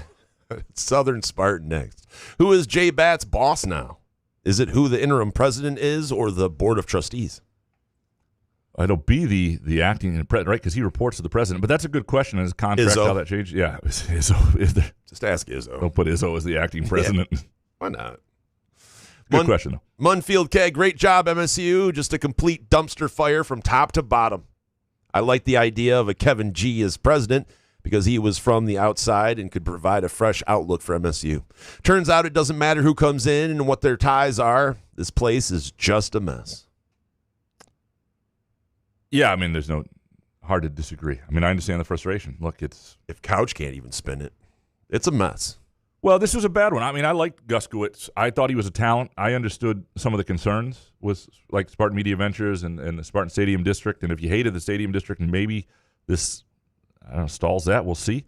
I don't, but I thought he was a talent. And I thought he had a good temperament. And I thought he was somebody who dealt with people really well. He wasn't a bully. He was kind. He was approachable. The first time I met him, and this may not be the first time. I think this is the first time. Was at a sports bar in Marquette when the basketball team was up there for an exhibition, and it was a little bar right on the bay there in Lake Superior, and just ran into him, and he was there with his wife, and just nicest dude, and so chill, it's unbelievable. A few other times as well, but easy to not everybody's easy to approach and easy to chat with in a general conversation. I think students and alumni I've talked to have had shared experiences with that, but he also had a presence to him, and he also was somebody who made tough calls and tough decisions, whether you agreed with them or not, and had a vision. And I think he's what you want as a university president, by and large. And MSU just blew it. Will up in Petoskey next. I don't care how charming Guskiewicz seemed. I always thought it was stupid to hire a package deal president and athletic director from the South. To me, they always seemed like phony, buzzword-using, job-hopping carpetbaggers who wouldn't be at MSU for long. Not to mention the recent power-drunk tyrant antics, including abruptly banning 2 university trustees from the Mackinac Policy Conference of this week. It sounds like both of them have been floating their names and interviewing for other jobs from the moment they arrived in EL. Yeah, I don't know. First of all, Batt wasn't hired right away. I mean, Alan Haller was still the AD it's not that Guskiewicz didn't want Batt. I'm not saying he didn't, but Alan Haller was the AD for a while until Guskiewicz thought he needed to make a change. So they didn't come as a package deal entirely like that. But I think this is a little bit of speculation here on your part. But you're welcome to these opinions. And some people think that you have to have somebody who's invested in the university, and we'll see what they do. But why were they banned from this Mackinac thing? Like, I feel like if the Board of Trustees, because I always thought, when they were talking about the new trustee rules where you can't speak your piece, I didn't know it was because they were just all giving Nolan Finley all of the details. I can understand not wanting that stuff out. I thought that they weren't allowed to have an opinion if something was already voted on or something after the fact. It was the leaks. It was the I don't know the details of all this. We could ask the Hewards are up there and right now at the Mackinac Policy Conference with half the media. It's amazing how much money is spent by broke news organizations to be up at the Mackinac Policy Conference this week. I'm not talking about the Hewards are here, but I'm talking about the other. I apologize. No, that's money well spent. Max, the MSU Board of Trustees are ass, but how does Guskiewicz think he is going to be a Spartan for life? He's a ballless carpetbagger who obviously needs to grow a pair and start standing up for himself and his ideas. He reminds me of the useless Republican Congress that won't stand up to Trump. Right. It's a different structure. Again, I think he should have stayed, but he obviously thought he was going to bang his head against a wall for a while. He didn't see a way out. And part of the problem with the trustees is the length of their terms and just how hopeless it feels like if there are people you are struggling to work with, they're not going anywhere, and it's hard to get them removed. And then a year or so ago when Gretchen Whitmer had a chance to remove a couple of them, she didn't, and so maybe it was a precedent she didn't want to set. I mean, I remember the story. It was, she just didn't condone it but didn't remove them, and now those are two of the people who have been difficult for him. Doesn't mean, I think Vassar probably should have been removed. But, should we have Big Gretch back on next Wednesday? About this? Let's do it. Yeah. Alex and Ada, how about this idea floating around the Mackinac Island Policy Conference? MSU President Gretchen Whitmer and Michigan President Mike Duggan. Not unheard of. Indiana's governor just became the Purdue president. Again, U.S. Senator Ben Sasse resigned from Congress to take the University of Florida presidency. Yeah, Ben Sasse. Is he still? I call him Sassy. Sassy, okay. Yeah. Close personal friend, Sassy. Yeah. Anyway, this is not, first of all, I have heard with Duggan, he dropped out of the governor's race surprisingly. I think a lot of people were disappointed in that. A lot of people liked him. You hear things about the Michigan president role for him. Whitmer is obviously a Michigan State alum, is going to be out of office here shortly at the end of this year, said she's not running for president. I don't know what she wants for her post-governor life. But that would make it would. There are worse hires you could do than Gretchen Whitmer as MSU president. That is for damn sure if she was interested in that. Name three of them. Three worse hires? Yeah, than Whitmer. You, me, and Rob sitting out there in the Why you got to bring in Boston Rob? He's just minding his own business here. You didn't ask for that. Yeah, I'm sorry, Rob. The Dream. What a wild 24 hours. I'm still trying to process the news, but I think I speak for us all when I say we'll always remember yesterday as the day we heard Anton Bonke was withdrawing his name from the NBA draft and joining the MSU basketball team. Let me say it. Thank God. What an announcement. If this has been a wild 24 hours for you, I would say this. First of all, get yourself to Groovy Donuts this weekend. Unbelievable donuts. And they have these this weekend only baklava donuts. Look absolutely amazing. They've got the graduation donut still going on. So if you're going to a graduation party, you're hosting one, whatever it might be, bring a box of Groovy Donuts. Go to groovydonuts.com, place an order today, swing on by either location, Lake Lansing Road in East Lansing, and in Williamson. That's 7 a.m. to 1 p.m. Thursday through Sunday. They've got this dark chocolate raspberry fritter all month long that is, I've had it. It's fantastic. You will not regret it. And so if you're getting, this sort of heartburn from the Board of Trustees, from everything that's going on, if you're just exhaling because Jeremy Fears is coming back, let Groovy Donuts improve your weekend. It will bring joy to your weekend. It'll make people grateful year round. GroovyDonuts.com. Scotty Green's El Camino next. Number 1, Gusky gone. But at least we have our transfer center. So much more important. That's sarcasm. What a joke our Board of Trustees is. Fire them all. 2, grew up in Kalamazoo, so your revelation about Jack Moss was interesting. I find it hilarious that he would just make up quotes. Makes me wonder how many other old school columnists did the same. All of them. Bonus, I had a cat just randomly show up at my house, posted a picture of it. We gave it a little bit of water and food. We also let it hang out in the house for about 15 minutes, then let it back out. Am I doing this right, Couch? Absolutely. If you want that cat to hang out and to keep mice out and to be your second cat and have a second home, feed it. Feed it. The cats care about food above all else. I guess if you let your cat out, you shouldn't be like angry if someone else lets your cat in. 100%, yeah, no. Because we don't let Norm out. We're Right. not letting him outside. It's Like, not happening. If you have an indoor cat and somebody else is taking your cat, then that's an issue. I could see you doing that. Just coming over to watch a game. And just like, I'm stealing Norm. Yeah.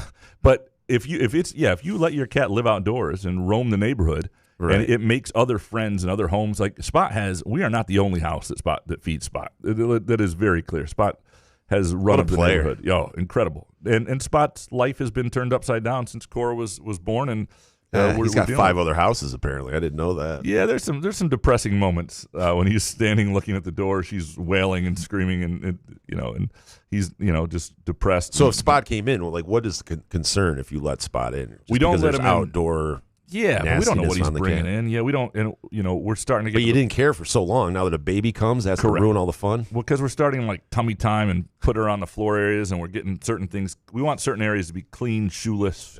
Different things. That makes sense. Spot doesn't really contribute to a clean, hairless. Poor MFer just wants a home. Yeah, no. In there are areas of the house we let him in. We're not keeping him out of the house. He just can't. But now he's curious about why certain doors are shut to him. He just stands at those doors like, what the hell, man? I used to walk through here and hang with you on that little chair, and now I know what Spot's going through because I did the same thing when all my friends had kids in my 20s. And I was just like, oh shit! You would stand outside the door. Yeah, they wouldn't let me in. It's like, guys, I'm here. Wow, I thought we were watching the game. The Sopranos is on. Scott next. How significant is Ethan Taylor making the USA under-18 team? Feels like he may take some time to adjust to MSU style, but also seems to have some great talent and raw skills. Oh, he does have talent and raw skills. But just the question is how raw. You talk to the people around MSU. They're some of these guys wind up being a little more ready. With a guy like him, it'll be if he's able to contribute this year, it'll be partly because he's able to pick up the defense and the defensive assignments, and rebound well and do certain things as a big guy right away. That will be important. Now, what might be in his favor, and we'll see how good Anton Bonke is, but and we'll see what steps Jesse McCullough takes. But last year, like I don't think McCullough was as bad as his minutes. I think he was behind 2 seasoned guys who had worked their way up into those roles and were just better than him. And so how much better are the other guys than Ethan Taylor will determine some of that. But no, I think, he's not a forgotten guy. This isn't some project entirely. He's a guy who may take a year, and big guys sometimes do. But I think he'll see minutes, especially now that there's no point in redshirting a guy if they're going to get to this 5-year deal anyway with eligibility. And, I think he'll play I think he'll play meaningful minutes and be in the rotation some days. But that, again, he might be better than we think. He might be more ready than we think, and that sometimes happens. Grant next. Jeremy Fears is back. National championship back on the menu. And how about Lerner Tien? Tien, yeah. Tien. Close, yeah. How down 2 breaks in the 4th set, comes back to win the tiebreaker and the 5th set. Kid will be the top 10 in the world at some point. Mark my words. Got Michael Chang as his coach. Got a little Michael Chang's game. Got some limitations in terms of his physical talents, but good player. Lerner Tien, yeah. MZA, is Jeremy Fears the best point guard in the country next season? I need to look at everybody who's back where, but he'll have a chance. I mean, if the returners, he's going to be, it'll depend. I don't know that. I can't answer that. But I think say yes. Yes is the answer. Yeah. Couch says yes. But they have what they have now is a legitimate All-American, All-Conference type guy who's established in that vein, who should be motivated to improve his own game. And an NBA guy, because I think he will be an NBA guy, even if he's late first, second, even if that's what he winds up next year, is your catalyst for a really interesting roster. And so I think it's a good place to start. Rug and Tub next. Number 1, of course, our luck at MSU in an era where money and NIL rules everything and has swayed people away from us. We offer $1 million more to our president, yet he chooses to leave. I'm going to down a couple of those sexy-looking baklavas at Groovy Donuts and wash it down with some bleach. 2, Kevin Guskiewicz leaving is as big of a mistake as letting Nick Saban go. Both were on track to be long-term stabilizers for MSU. Do you blame the board more or Kevin for leaving? Do you think that opens the door for J Batt to jump ship to? Well, we've talked about those other things, but the Nick Saban comparison is interesting. If he is a Saban-level star, like if he, and it's hard to know that about a president, right? Because you're not paying attention to the things the president does. If he goes to Clemson, though, and Clemson is all of a sudden thriving in a lot of ways, and you're somehow hearing about it, then that's a problem. And Michigan State struggles. We'll see. I love Groovy Donuts. Their baklavas, worth it this weekend. We recommend lots of combinations. Milk with donuts is a great one. Bleach is the one we cannot condone. So we just don't do the bleach in baklavas. But look, it is sort of I don't know if it's ironic, but the MSU that has maybe not been a player financially in certain ways with certain things came in and tried to, secure Guskiewicz with the bag, so to speak, and he said F off. 100% raise. I mean, yeah. Moneybag, if rev sharing caps aren't going to be enforced, like I asked about on Friday, 2013 and 15 was the last peak of MSU football for the foreseeable future. The good programs are playing a completely different sport. I don't see any plan or reason to think we'll ever have those resources. Yeah, we'll see what it looks like in 2-3 years. I'm very curious to see where everything goes in terms of I don't know if Congress is going to do enough, but where but something has to happen in the next couple of years. There are enough people. Coaches are already coming out and saying this is the Wild West and blah blah blah. And it's beyond that. It's the administrators and sports just saying and universities saying none of this is sustainable. Right. To what degree and look, there are desperate people and places that will pay whatever it takes to compete and are pretty blunt about the rules aren't enforceable. We're going to pay whatever it takes. And I think a lot of Michigan State fans would love that. Michigan State has not played that game. Maybe what they need is corrupt person, or at least not corrupt person, but somebody who comes in and says there are no rules. You said the right word. Corrupt. We want corrupt. Yeah, there's no rules. If you're Michigan State, that should be that's what you're looking for. You're looking for somebody to answer the question we want. We would like a corrupt, capital C, corrupt president. Yeah. Alan Perlstein, Alessio Milivojevic is not as bad as Gussie and Millie is not as bad as the preseason polls say. He's a legitimate Big Ten starting quarterback. I'm seeing a lot of MSU fans sort of get hurt on social media about the rankings of Milivojevic. But the problem is that those are fair rankings. Like, here's a guy who quarterbacked a bad team who was a replacement quarterback as a backup and running for his life. Yeah, and he showed some real promise, but where do you think he should be ranked this year? Like ahead of Oregon's quarterback who might be the number one pick? Like he's not – the polls don't know anything. This is just engagement, clickbait, summer, July stuff. And getting mad at it is stupid. Feel bad for the people who have to write that. I've been there. Like if that's your job and it's like, hey, man, we got to have 3 posts a day, or you got to every day of the week. 3. You got to have something. You got to, even though it's May and you shouldn't be working every day on that stuff. And if that's, just feel bad for the people who are putting it out. Remember that every time you see a poll that says Milivojevic is going to be the 18th best quarterback in the Big Ten, don't feel bad for anybody else but the person who in May on Labor Day weekend was like, oh, I got to do this Big Ten quarterbacks ranking thing. Like that's their job sucks. Okay, that's and just remember, they don't know anything. They're just getting through the summer. That's all they're doing because they have a boss who thinks that's the way to make it work. John Johnson, if the college football playoff expands to 24, do you think that they'd move the Ohio State and Michigan game to the beginning of the year, or risk either or both teams resting players if they're both playoff locks with no seeding to really game? This will be fascinating. I don't think they'll move it to the beginning of the year. It just would. Because part of what makes the rivalry great is the crescendo to it, the build-up to it. If you have the most anticipated game in Week 1 and then you play Eastern Michigan, like I often think playing a Big Ten game Week 1 is a huge mistake unless you're just going to play all elite teams, because Week 1, everybody's excited already anyway. It's football's back. It doesn't matter if you play Appalachian State, Eastern Michigan, Toledo, whatever. Week 1's a great week for that. Once you step it up and play in Notre Dame or Michigan, Ohio State play, everything else, is hard to rise to that level. It's hard to go down and play a mid-major. You don't want that. I do think it would be interesting though if you get to 24 teams, there are going to be lots of unintended consequences, as our good friend Terry Denbo used to say. And I would be Terry D. Absolutely love Terry Denbo. So I don't know what that'll look like, but I do wonder, and I think the rivalry like that will still always have enough meaning to think, you want to win that, because I think those fan bases demand that.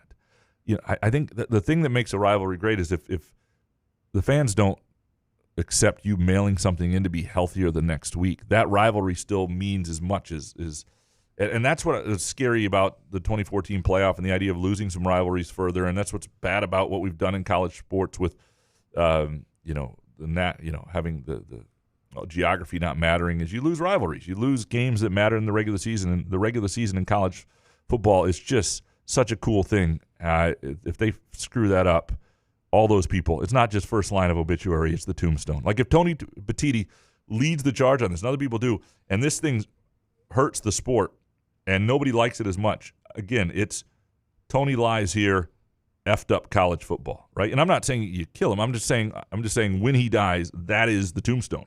Like, this is a really dumb idea, in my opinion, but it's also risky. And if you're wrong, you deserve to be remembered for it.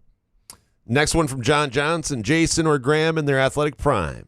Who is the better athlete? I mean, Couch can have it. I don't care. I don't know. Prime. What's our prime? What was our prime age? That's the thing. We didn't really have the same primes. We didn't?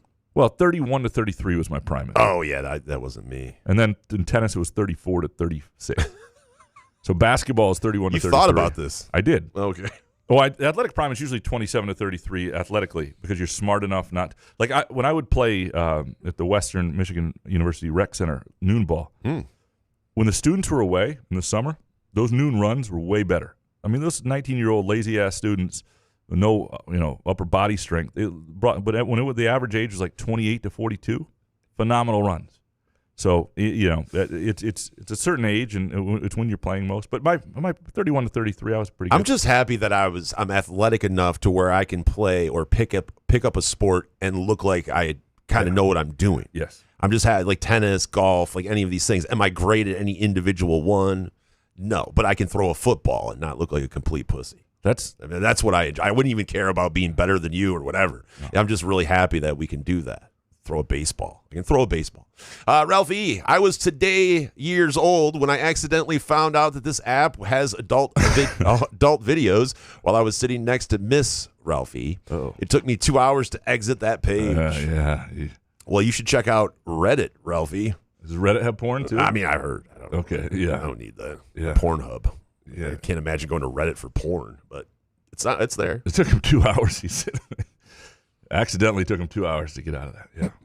Well done, Ralphie. Matt Salisbury, I took my boys ages 3 and 6 to Myrtle Beach so my wife can have peace and quiet. That's got to earn me brownie points. Well, if it doesn't, you should get divorced because, I mean, what? Come on. Yeah. Although you got to go to Myrtle Beach, which is cool, I went to Hilton Head. Yeah, but what does that mean? I don't have 2 kids. And the 3-year-olds, that's a tough age, right? That's a lot of work. There was a 5-year-old here, like my nephew, Teresa's nephew. It's still my nephew, right? Yeah. Yeah. But he's a great kid, but these kids get bored as hell. It's insanity. And then other kids came over from other in-laws. We had a whole house. You look stressed. No, I'm not stressed. No. I mean, it's whatever. It lasted for a couple hours because everybody came over to where our Airbnb thing. So yeah. Anyway. That's when you went out and hung out with the Ospreys, right? Dude, I hung with Ospreys a lot. Yeah. Aaron Lunicki next. So where have all the dad hats gone? Is it too much to ask for a nice unstructured dad hat? Now it's all rope hats, structured or high crown. I've got a head like Peyton Manning, and high crowns are not the best look. Anyways, bratwurst with cheese in them are the best brats. Have a good weekend. Appreciate you, Aaron. Good stuff.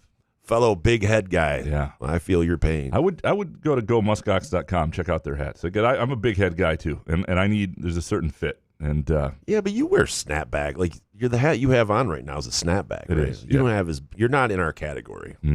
I hate to exclude you, but that's fine. Yeah, what size fitted hat do you wear? 7.25. Yeah, get out of here. Okay. You're not even in the same stratosphere. Right, yeah. Professor, electric bikes are death traps. Bonus. My favorite part of the holiday weekend is this. There's a state trooper for every 3 miles of highway. Oh, yeah. Yeah, but it doesn't matter. You can't drive anywhere. Because of all the construction, so it's not like you can speed anywhere. You know. Yeah. Yeah. No, there's, I tell you, one of the small relief joys in life that never gets old is when you think you've sped past a state trooper and you look in your rear mirror and they don't pull out and you're like, oh yeah. And man, I just, whew. Really good pianist. I didn't know where that was going for a second. Bob in Fort Myers, the good. Jeremy Fears is back. Although waiting until the 23rd hour to announce was classless. The bad. ESPN says MSU football and Pat Fitzgerald are last in the Big Ten this offseason in NBA playoffs. Bob Wojnarowski tweeted the NBA playoffs are embarrassing with the flopping, foul baiting, and whistles. I concur. Garbage, unwatchable product, and the TV ratings are obviously fake. Nielsen switched the way ratings are measured in 2025, resulting in nonsense, record-breaking numbers for nearly all live sports. I personally don't know anyone still watching the NBA playoffs. Do you guys? I mean, I do. I watch some of them. I don't watch as much as I have. I've been saying this shit for weeks about the NBA. Yeah, I think there are still a lot of people, but there are a lot of people who are frustrated, and there are a lot of people who are frustrated with like the Shea Gilchrist-Alexander, the way he plays. What was his name? Shea. SGA. SGA. Thank you. Yeah, but I like free throws. What do you mean? The ratings though are right now, and remember this when national folks say, the ratings have never been better in college football playoff, college, basketball, all this. The ratings are not what they used to be, and they're not measured the same way, and they can't be measured the same way because half things are on streaming. It's not. I feel like that would be easier to measure, though. If you're streaming something, you should get numbers from apps, like an app, right? But when you look at the old ratings, and maybe they weren't accurate either. But no, hell no, because they used to send you those books of what you'd watch. Like, it was only 1,000 people. But think about it. Like, back then, there were like 12 channels, and everybody's watching the same 3 football games. There's no way those ratings weren't higher than when every game's on. It's simple math.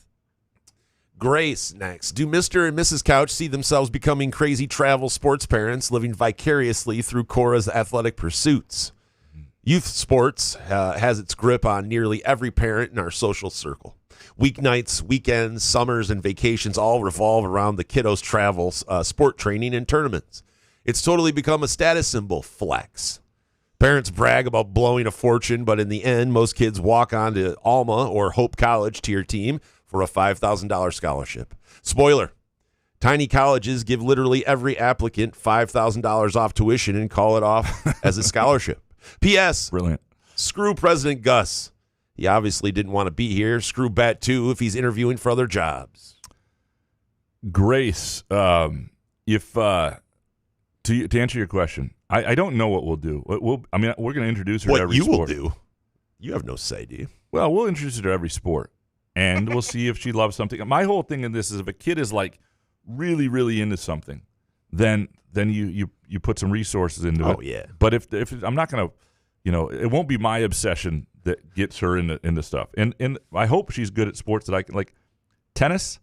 I can take her a fairly decent way in that before we have to spend a lot of money.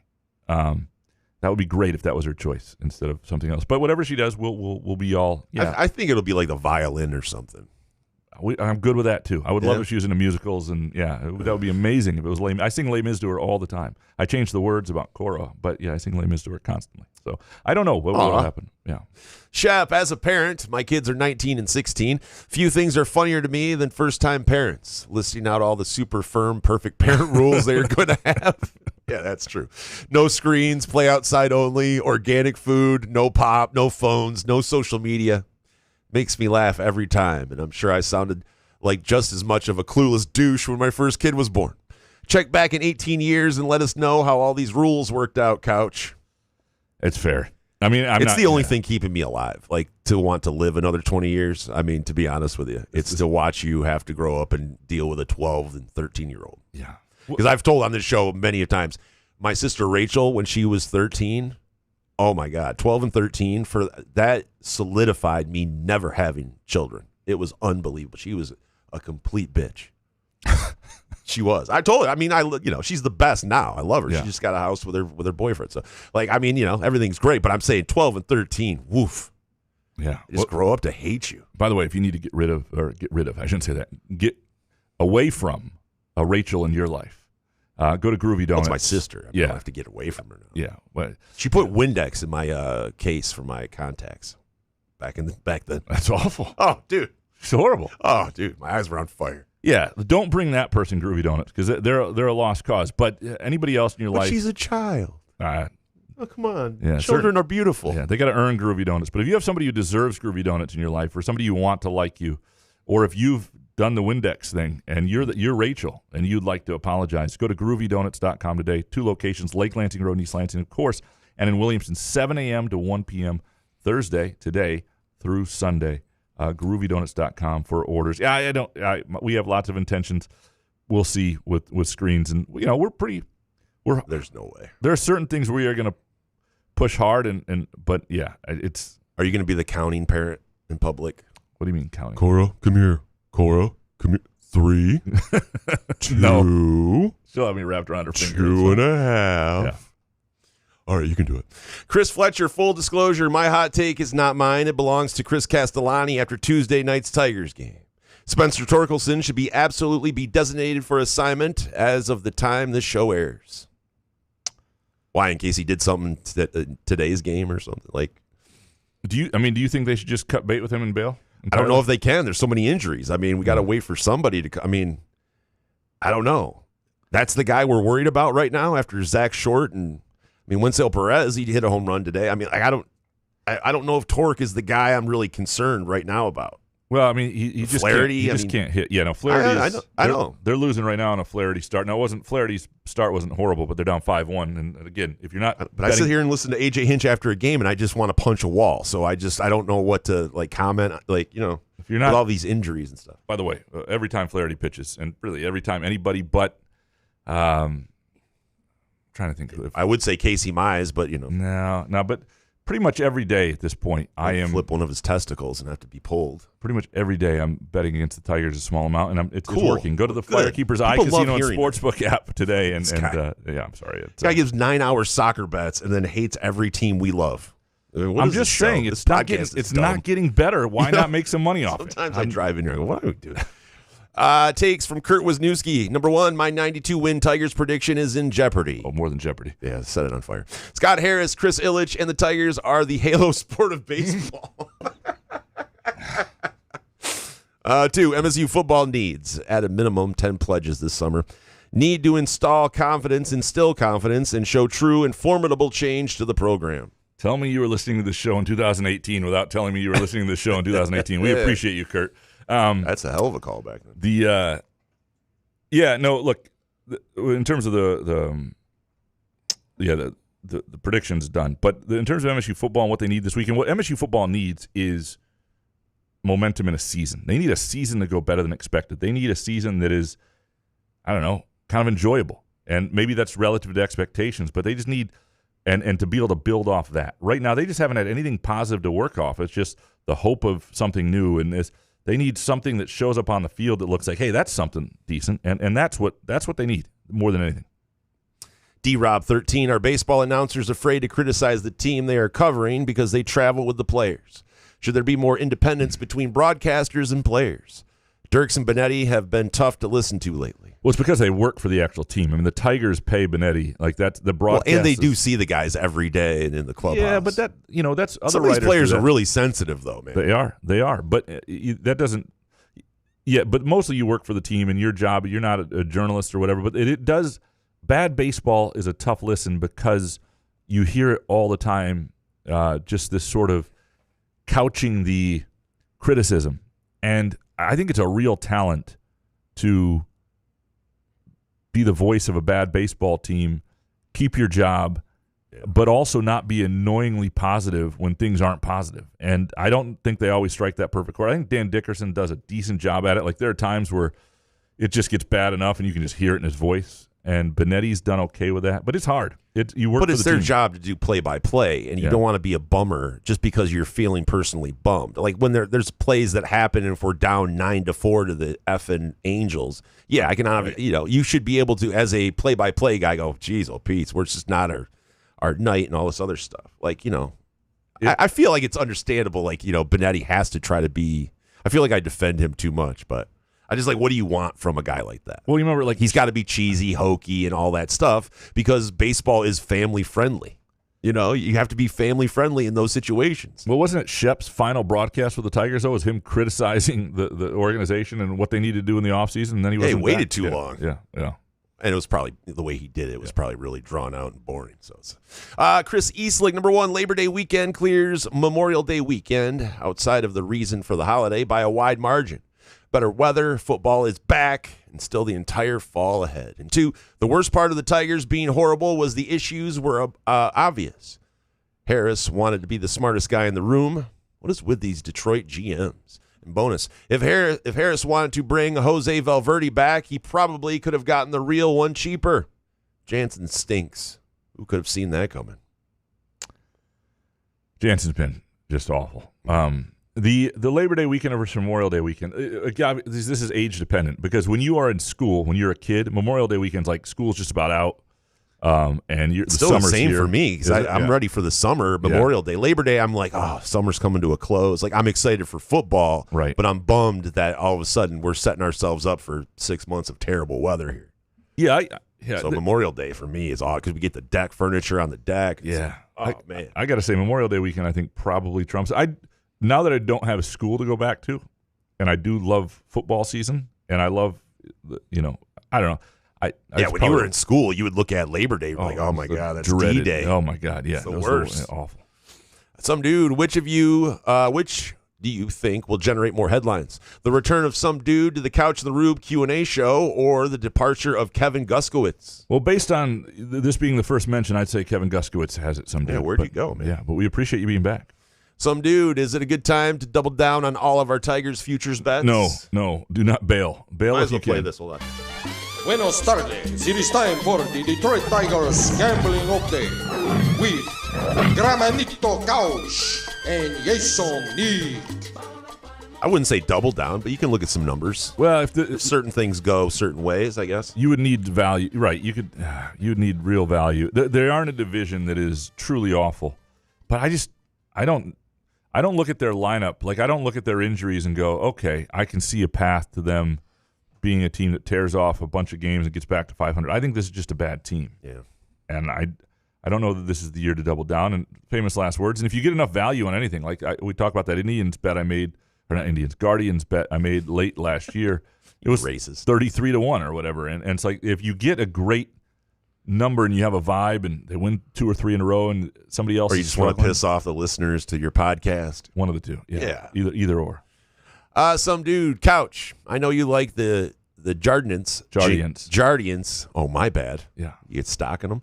Jardians jingle, but how do you feel about redness or swelling about the anus and genitals? So it's the diabetes medication. Jardians, it's a really good jingle.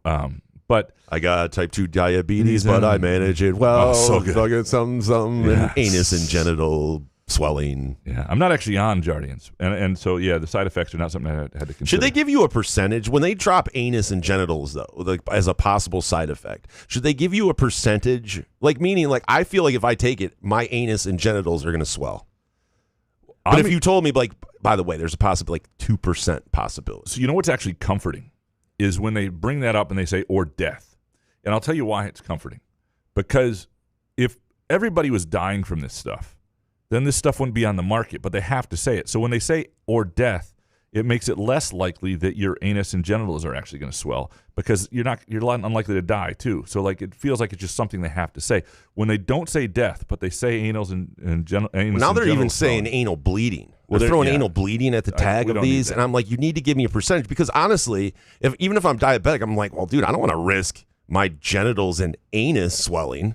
Yeah. So I'm going to neglect this diabetes thing because I'm not taking this thing. Right? Give me a percentage. I need a doctor. Frank Vagner next. Number one, the MSU Board of Trustees is a circle jerk. 7 of your listeners would be more qualified to serve in that position. But which 7? Definitely Dominic. Hans. 2, the only way I will watch the Tigers this season is if Paul Davis is allowed to show up and yell, "Your wife is a whore," at opposing pitchers and batters. That's about all that makes a team that won't win poo diddly worth watching. Yeah, it's frustrating. It's not even good background banter. Like, it's depressing. It's really depressing. It's depressing. Like the post-game conference, like hearing AJ like reading his quotes, it's just everything is depressing right now. The injury. Obviously the French Open's on in the morning. You'll have Wimbledon. It's a good year, actually. And I know we talk too much about soccer at times, but it's a good year for the World Cup because the World Cup's one that more people get into. It's in the United States, which means the games are like at 3 p.m. and after. So you're going to have times the Tigers would usually be on something interesting in sports in June and July, and that's because I'm just telling you, it just sucks. The Tigers have one primary job beyond winning a World Series or anything else. It is to get you to football season. You have to get to mid-August and don't be relevant. Be depressing. And and they're depressing. It's a very good point. David Jackson, with this MSU hockey roster of first-round draft picks, there is no excuse for Adam Nightingale. MSU has to win the national championship this winter, or Nightingale becomes the Bo Schembechler of Big Ten hockey. And no lectures about lucky puck bounces or hot goalies in single elimination, please. So well, then I guess we move on. Then I can't say that. I mean, that's not really fair in hockey. It's just it's so hard to do. And again, it becomes an issue. It becomes a thing when you're having postseason problems, and you have to examine yourself and what are the common themes. Why has this happened? And there have been some common themes, and to have leads and blow leads, and there's no doubt that it's become part of their story. With all the success and all the positive stuff with Michigan State hockey and all really unbelievable. If it wasn't for like Indiana football, this would be the most amazing turnaround in college sports. But it is a thing. And you just, again, if you're going to have single elimination, there is puck luck. It's bullshit. When I was a kid, a teenager, I stopped paying attention to college hockey for a decade because of the way the postseason was set up. And it's a problem to me. I cover it, so I'm into it. How did that work out? You're banned. I just didn't care. Oh, it's fine. I was like, all right, that's that. I thought you were doing it to like prove a point. Like, no, it's just like this is depressing. It's for me. You can't watch game 26 in early February and think it matters when a bad bounce can sink you one bad bounce late in the postseason. Well, you can't say that. Why can't you say that? Oh, you just said you can't say that. You can't talk about that. The one bounce. Well, but yeah, you have to. I mean, it's just part of the college hockey story, unfortunately. Janet in Plymouth. Number 1, can Graham explain how the Michigan State men's hockey budget is the number 1 highest in the NCAA, somehow 2 times larger than Ohio State's and Michigan's, over $9 million a year, with $2 or $3 million in annual revenue? The team is operating $6 million in the red. And 2, I'd love to retract my prior podcast criticisms of female sports reporters ruining sports broadcasting and using their career to be jersey chasers, but I can't. This week, yet another, per the New York Post, sports reporter Lindsey Stone at the NBC affiliate in Cincinnati just got engaged to Reds all-star pitcher Andrew Abbott. If you want me to take these floozies seriously, they ought to stop sleeping with the rich jocks they cover and TV executives who put them on air. Example, Joy Taylor. There are bad examples, but often, and obviously it's an NBC affiliate, that shouldn't. Now, I don't know how she met the Reds pitcher. It's not like you can't have that relationship happen. Tinder. Yeah. Probably. More often than not, people are not that way. There are examples that aren't. Professional athletes like hot chicks, though, Janet. So that's probably how they, And hot Lindsey chicks Stone like was probably covering the team, and the guy looked over and like, who's asking me this terrible question? Oh, hey, how you doing? It's not great. Just remember this. Again, TV is different than others. And no offense if you're on TV here, but having been around, and there are some really good TV people, but there are a lot of people on television who just want to be on television. Like, why did you go into TV news? I wanted to be on TV. That's not shouldn't be the answer. But that shouldn't be the answer. The answer should be, I want to tell stories. If it's not tell stories, you want to be on TV, you're just like a failed actor, right? And so that's what most people in television are. They're people who wanted to be in front and center. They want it to be about them. They take selfies of themselves. If you see somebody posting selfies of themselves with microphones, arenas or stadiums, they're not in it for the right reasons. Ignore them. Just fucking ignore them. I mean, that sounds so personal. I'm sorry, it's not personal, but there's so many good people, and the problem is there are examples that make everybody else look bad. To the MSU hockey point, yeah, I saw that Matt Brown does a nice job with his Extra Points newsletter, and it does a great job with foying and college athletic finances, and hockey is a loser of a budget sport usually. The best you can ever do is break even in it. And if you want to, Michigan State has chosen to compete at a high level, and it costs a fair bit to do so. But that was an interesting figure to see. No question. There's probably a little more to look into there. Matty B, number one, there is no world where Scott Harris deserves to keep his job. His free agency signings and trades are worthless. There are a bunch of AAA players on this roster who are a mirage for 100 games. That's it. And two, the sad part about the end of the Mel Tucker and Jonathan Smith era is I cannot argue that it is any better than the John L. Smith era. And that's pathetic. Our execution of NIL has been a joke, and now we lose a key piece of Spartan Ventures. The school is not serious. Yeah, I mean, I don't know that it's better. I don't know that where they are now. If you said in 2006, I mean, there was parts of the Tucker era that were kind of fun. You know, there are parts of the John L. Smith era briefly that were okay, right? I mean, they went 9-3 first year. Yeah, but Tucker brought a different energy where 100%. You thought things were going to be way different. John L. Smith was kind of just a weird kind of, older guy that, yes, he won 9 games, but you didn't really feel like there was juice in the program at the time. There were elements of Mel Tucker that worked well, and there were elements that didn't, and ultimately that didn't. Yeah, we don't have time. We don't have time for the ones that didn't. We don't have time. Trey Rice. MSU fans secretly wanted Fears to leave. That way they can hang another hypothetical title. By my count, Graham has given them the 2013 national title if they didn't lose to ND, but they did. And the 2020 basketball title, a 9-loss regular season team. Am I missing any? Yeah, actually, you're missing a bunch, and you got the ones wrong. So here's, and Trey is good at trolling here, but they did not want Fears to leave. The 2013 team lost to Notre Dame, not just because of the pass interference calls. They lost to Notre Dame because D'Antonio and that group hadn't figured out the quarterback situation. It was one of the more mismanaged situations I'd seen. Putting Andrew Maxwell in for maybe the worst series of college football at the end that I've ever seen was partly why they lost that game, and that was on them. Worse than the Red Box Bowl. Yeah, I mean, overall, it was a pretty bad 4 downs. But that was... that team still at the end could have won in a 4-team playoff scenario. Would have been able to compete for it. But you don't want to take away that Rose Bowl either. I think a lot of people there are hypothetical titles. 2020, I'm less. I don't even think it's hypothetical. I think it's more what ifs. I think the one where Kalen Lucas gets hurt in 2010. I think 2014 with Appling. There have been a few of those, but I don't know why I'm going deep on this. I apologize. Trey the Troll Rice. Next. Realistically, how long can Michigan and MSU be hated rivals when one is winning national titles in every major sport and the other is so dysfunctional that everyday rubes know the names of board members who should be nameless to the average football fan, just living in two different worlds? They'll be rivals as long as people like you, Trey, are sending in questions like this to a show that's mostly MSU fans. It's that sort of attitude that definitely spurs the rivalry and spurs the way MSU fans think about Michigan, going all the way back to them not wanting them in the Big Ten. And, Michigan has had their fair share of shit recently. I think you're leaving out some stuff. And I think that's Michigan State, like basketball and Michigan basketball, pretty equal now. Michigan basketball just won a Big Ten title, but a year ago, Michigan State won the Big Ten. This year, they finished second. Like, it's not like those things aren't that far off. Hockey, pretty damn equal.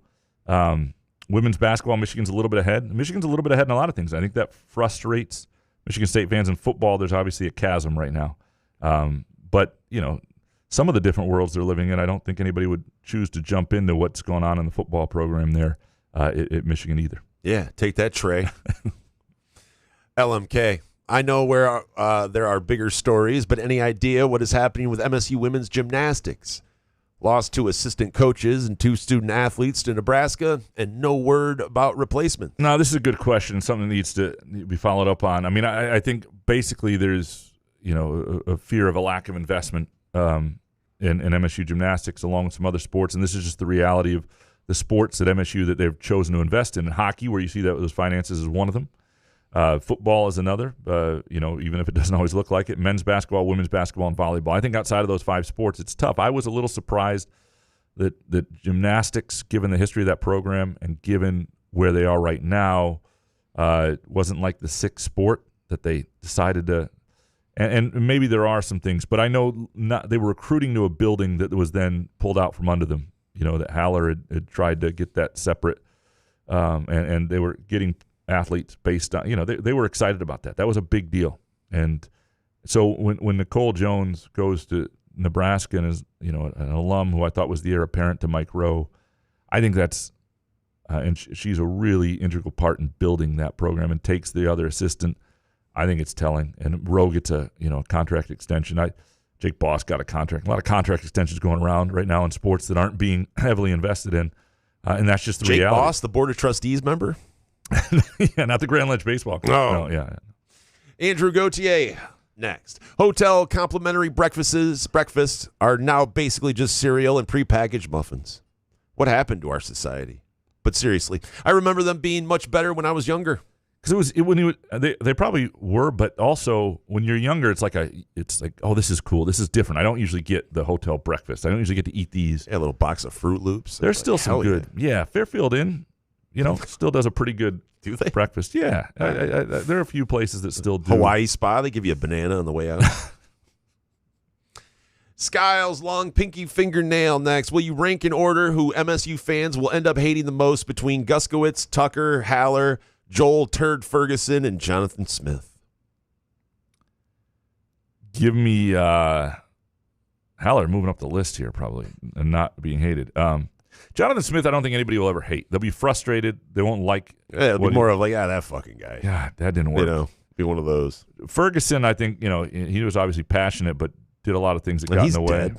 Yeah, he's dead. So you can't really hate a dead guy now. Mel Tucker, I think some people even long for a little bit. Guskiewicz, it'll depend on what happens with some of these projects in place and what happens with J Batt. I think that story's yet to be written.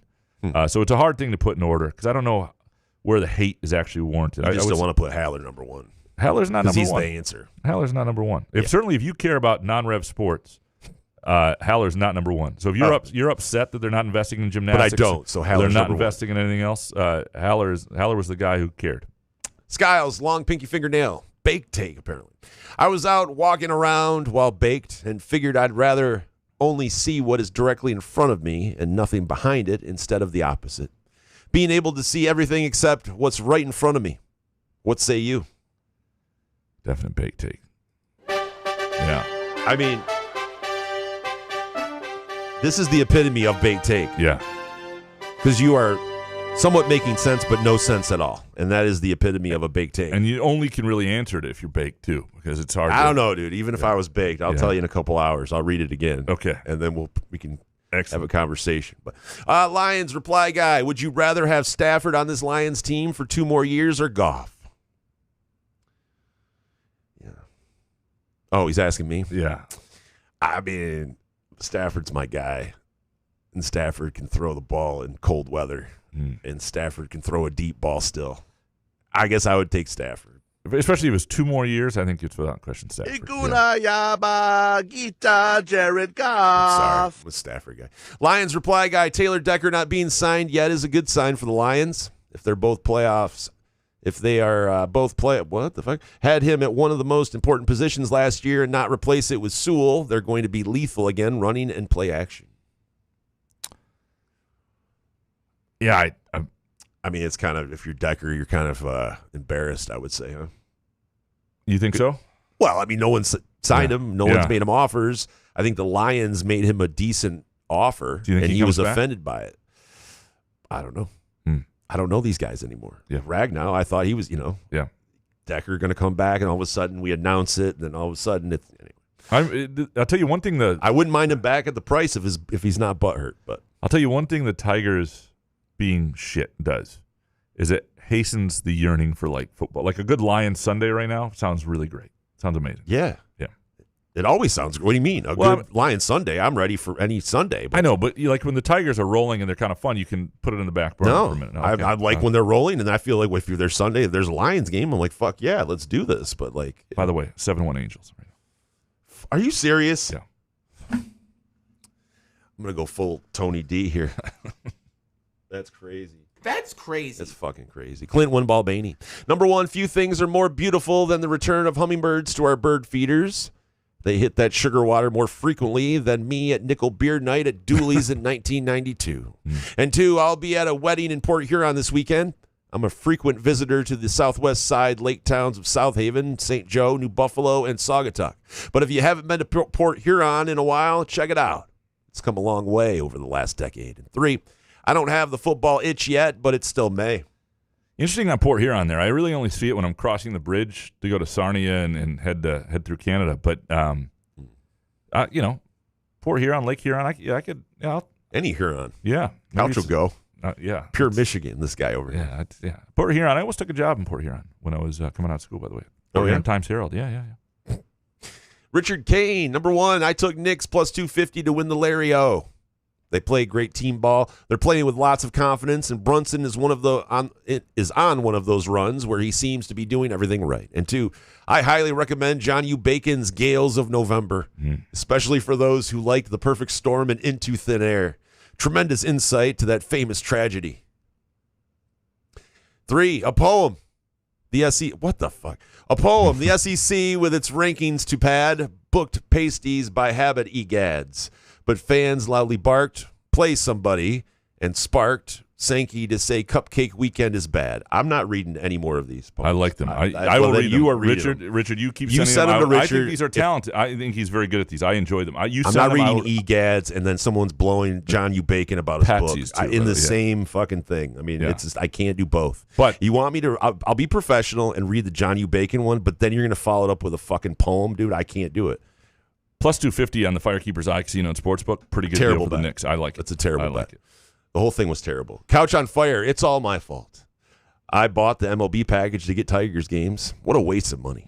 And don't think the Pistons would have fared too well against the Knicks given the state of play of the two teams. I would have loved to have seen it, though. I mean, just because of the way the regular season went, the way the last postseason went, they wouldn't have been swept. I want to say they're better than the Cavs' performance, but I don't know. I think the Pistons would at least win a game or two. Chris, after not seeing a Premier League title for 15 years of being a fan, I will never take for granted winning a title for granted, even if it was on a Tuesday night when Arsenal wasn't even playing. That said, I'm rooting extra for a Crystal Palace win for the satisfaction of watching them celebrate after they won a trophy. Well, and Palace did win that Conference League championship game. Yeah, no, I get it. If you're an Arsenal fan, it's a really good time, and it takes the pressure off the Champions League, I think. That goes for real sports. Like, I'm never going to take any Detroit championship for granted ever again. Like the Pistons, the last one the Pistons had, they'll win. When there were times when the Tigers, that 06 to 13 run, where you took it a little for granted because they were just good all the time, and then it didn't happen. Yeah. The Will Vest of Southern Maine. Aston Villa went off at plus 750 at kickoff Sunday. Even the promise of untold riches wasn't enough for me to pick them. Them winning made no sense. Sometimes you make the right bet and lose. And most bonus. of the time, yeah. It's July now. Time for nonstop takes from me on why I hate the Fitz hire. Bring them. We'll read them. We'll talk about them. I'm very curious. The Will Vest of Southern Maine. Keith Stuper next. Rube, I feel your pain when Couch goes on these soccer rants. Good God, soccer is boring. Also, I think the Pistons need to get the guy from the Jazz and a combo-type guard who can score this offseason. Yeah, no, they need help. They need shooting, and they need a guard creator. And it's like he heard us. Terry Denbo has walked into the building. That's amazing. We brought his name up. It's like he heard us. He was like, I got to come in. Terry Denbo walks through the door. What a day. What a time to be alive.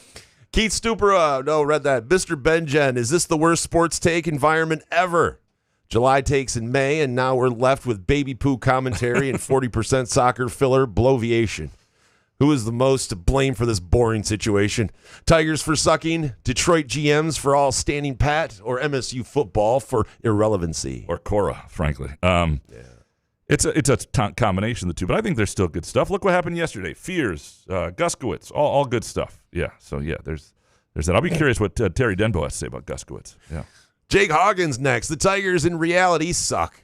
Thank God I can make them good while playing MLB The Show 26 on PS5. Time to enjoy summer activities until football's back. I'll give maybe 10% attention to the World Cup. Have you guys watched season 2 of Ted yet on Peacock? I have not. Have you watched Ted at all? No. I like Peacock? the movie. But, I know. They got to let it go, though. Yeah. Like, Ted was great, but yeah. I don't know. Is it good, Jake? Is it worth our time? I ask you. Jake, what do you think about this proposal for voting in the Board of Trustees? Leave it to a vote, but only have current students, alumni, faculty, workers, and anybody that has true relevance to the university vote in the Board of Trustees. I wouldn't mind it. I wouldn't hate it. I mean, it's a statewide idea. I mean, I understand it's a state university, right, that has great reach and all that stuff, but I wouldn't hate some other – it doesn't work right now. Or you should have to know who they are or have an election that's separate. Nothing else is on the ballot. So if you're going, you actually – like how many people would go to vote? You know, if all the, I mean, a lot of people wouldn't, but the people who did would care. So you can't have anything else on the ballot when you vote for the Board of Trustees. There can't be any other proposals, nothing else that's driving you there. You have to be into that exact election. Otherwise, separate election. That would be it. Jerk guy. Is it time for the MSU board to be appointed so we don't end up with these unethical, self-dealing chuckle fucks ruining everything? I think that's where we're headed. I think it'll be within the next 2-3 years. Yes. And finally, from the jerk guy, Fears will return and give us all a story worth telling. He came back to Michigan State, and yeah, he's going to tell us who shot him. I think that's what's gonna, that's a story worth telling. I think it's, and I think of all the things that are going on, maybe Terry knows. I think of all the things that are going on, MSU basketball is probably the most positive for MSU fans. But of course, Trey Rice might have a different opinion on that. We appreciate all of you staying with us. We appreciate your takes, your questions, your Groovy Donut Twitter questions. Again, Groovy Donuts, if you need to pick me up this weekend, you're going to anything, a gathering, you're just hanging out by yourself, groovydonuts.com, or go to either location, Lake Lansing Road in East Lansing or in Williamson, 7 a.m. to 1 p.m., Thursday through Sunday. We appreciate Front 43 and Cask and Company. Great place for a date night this weekend. Good place to chill, to hang out. Great patio, good menu, great drink selection. And, of course, Firekeepers and the Firekeepers Casino and Sportsbook app. Knicks plus 250, maybe? We'll see. We'll be back Monday. Good show, man. Yeah, man. Couch in the Roof.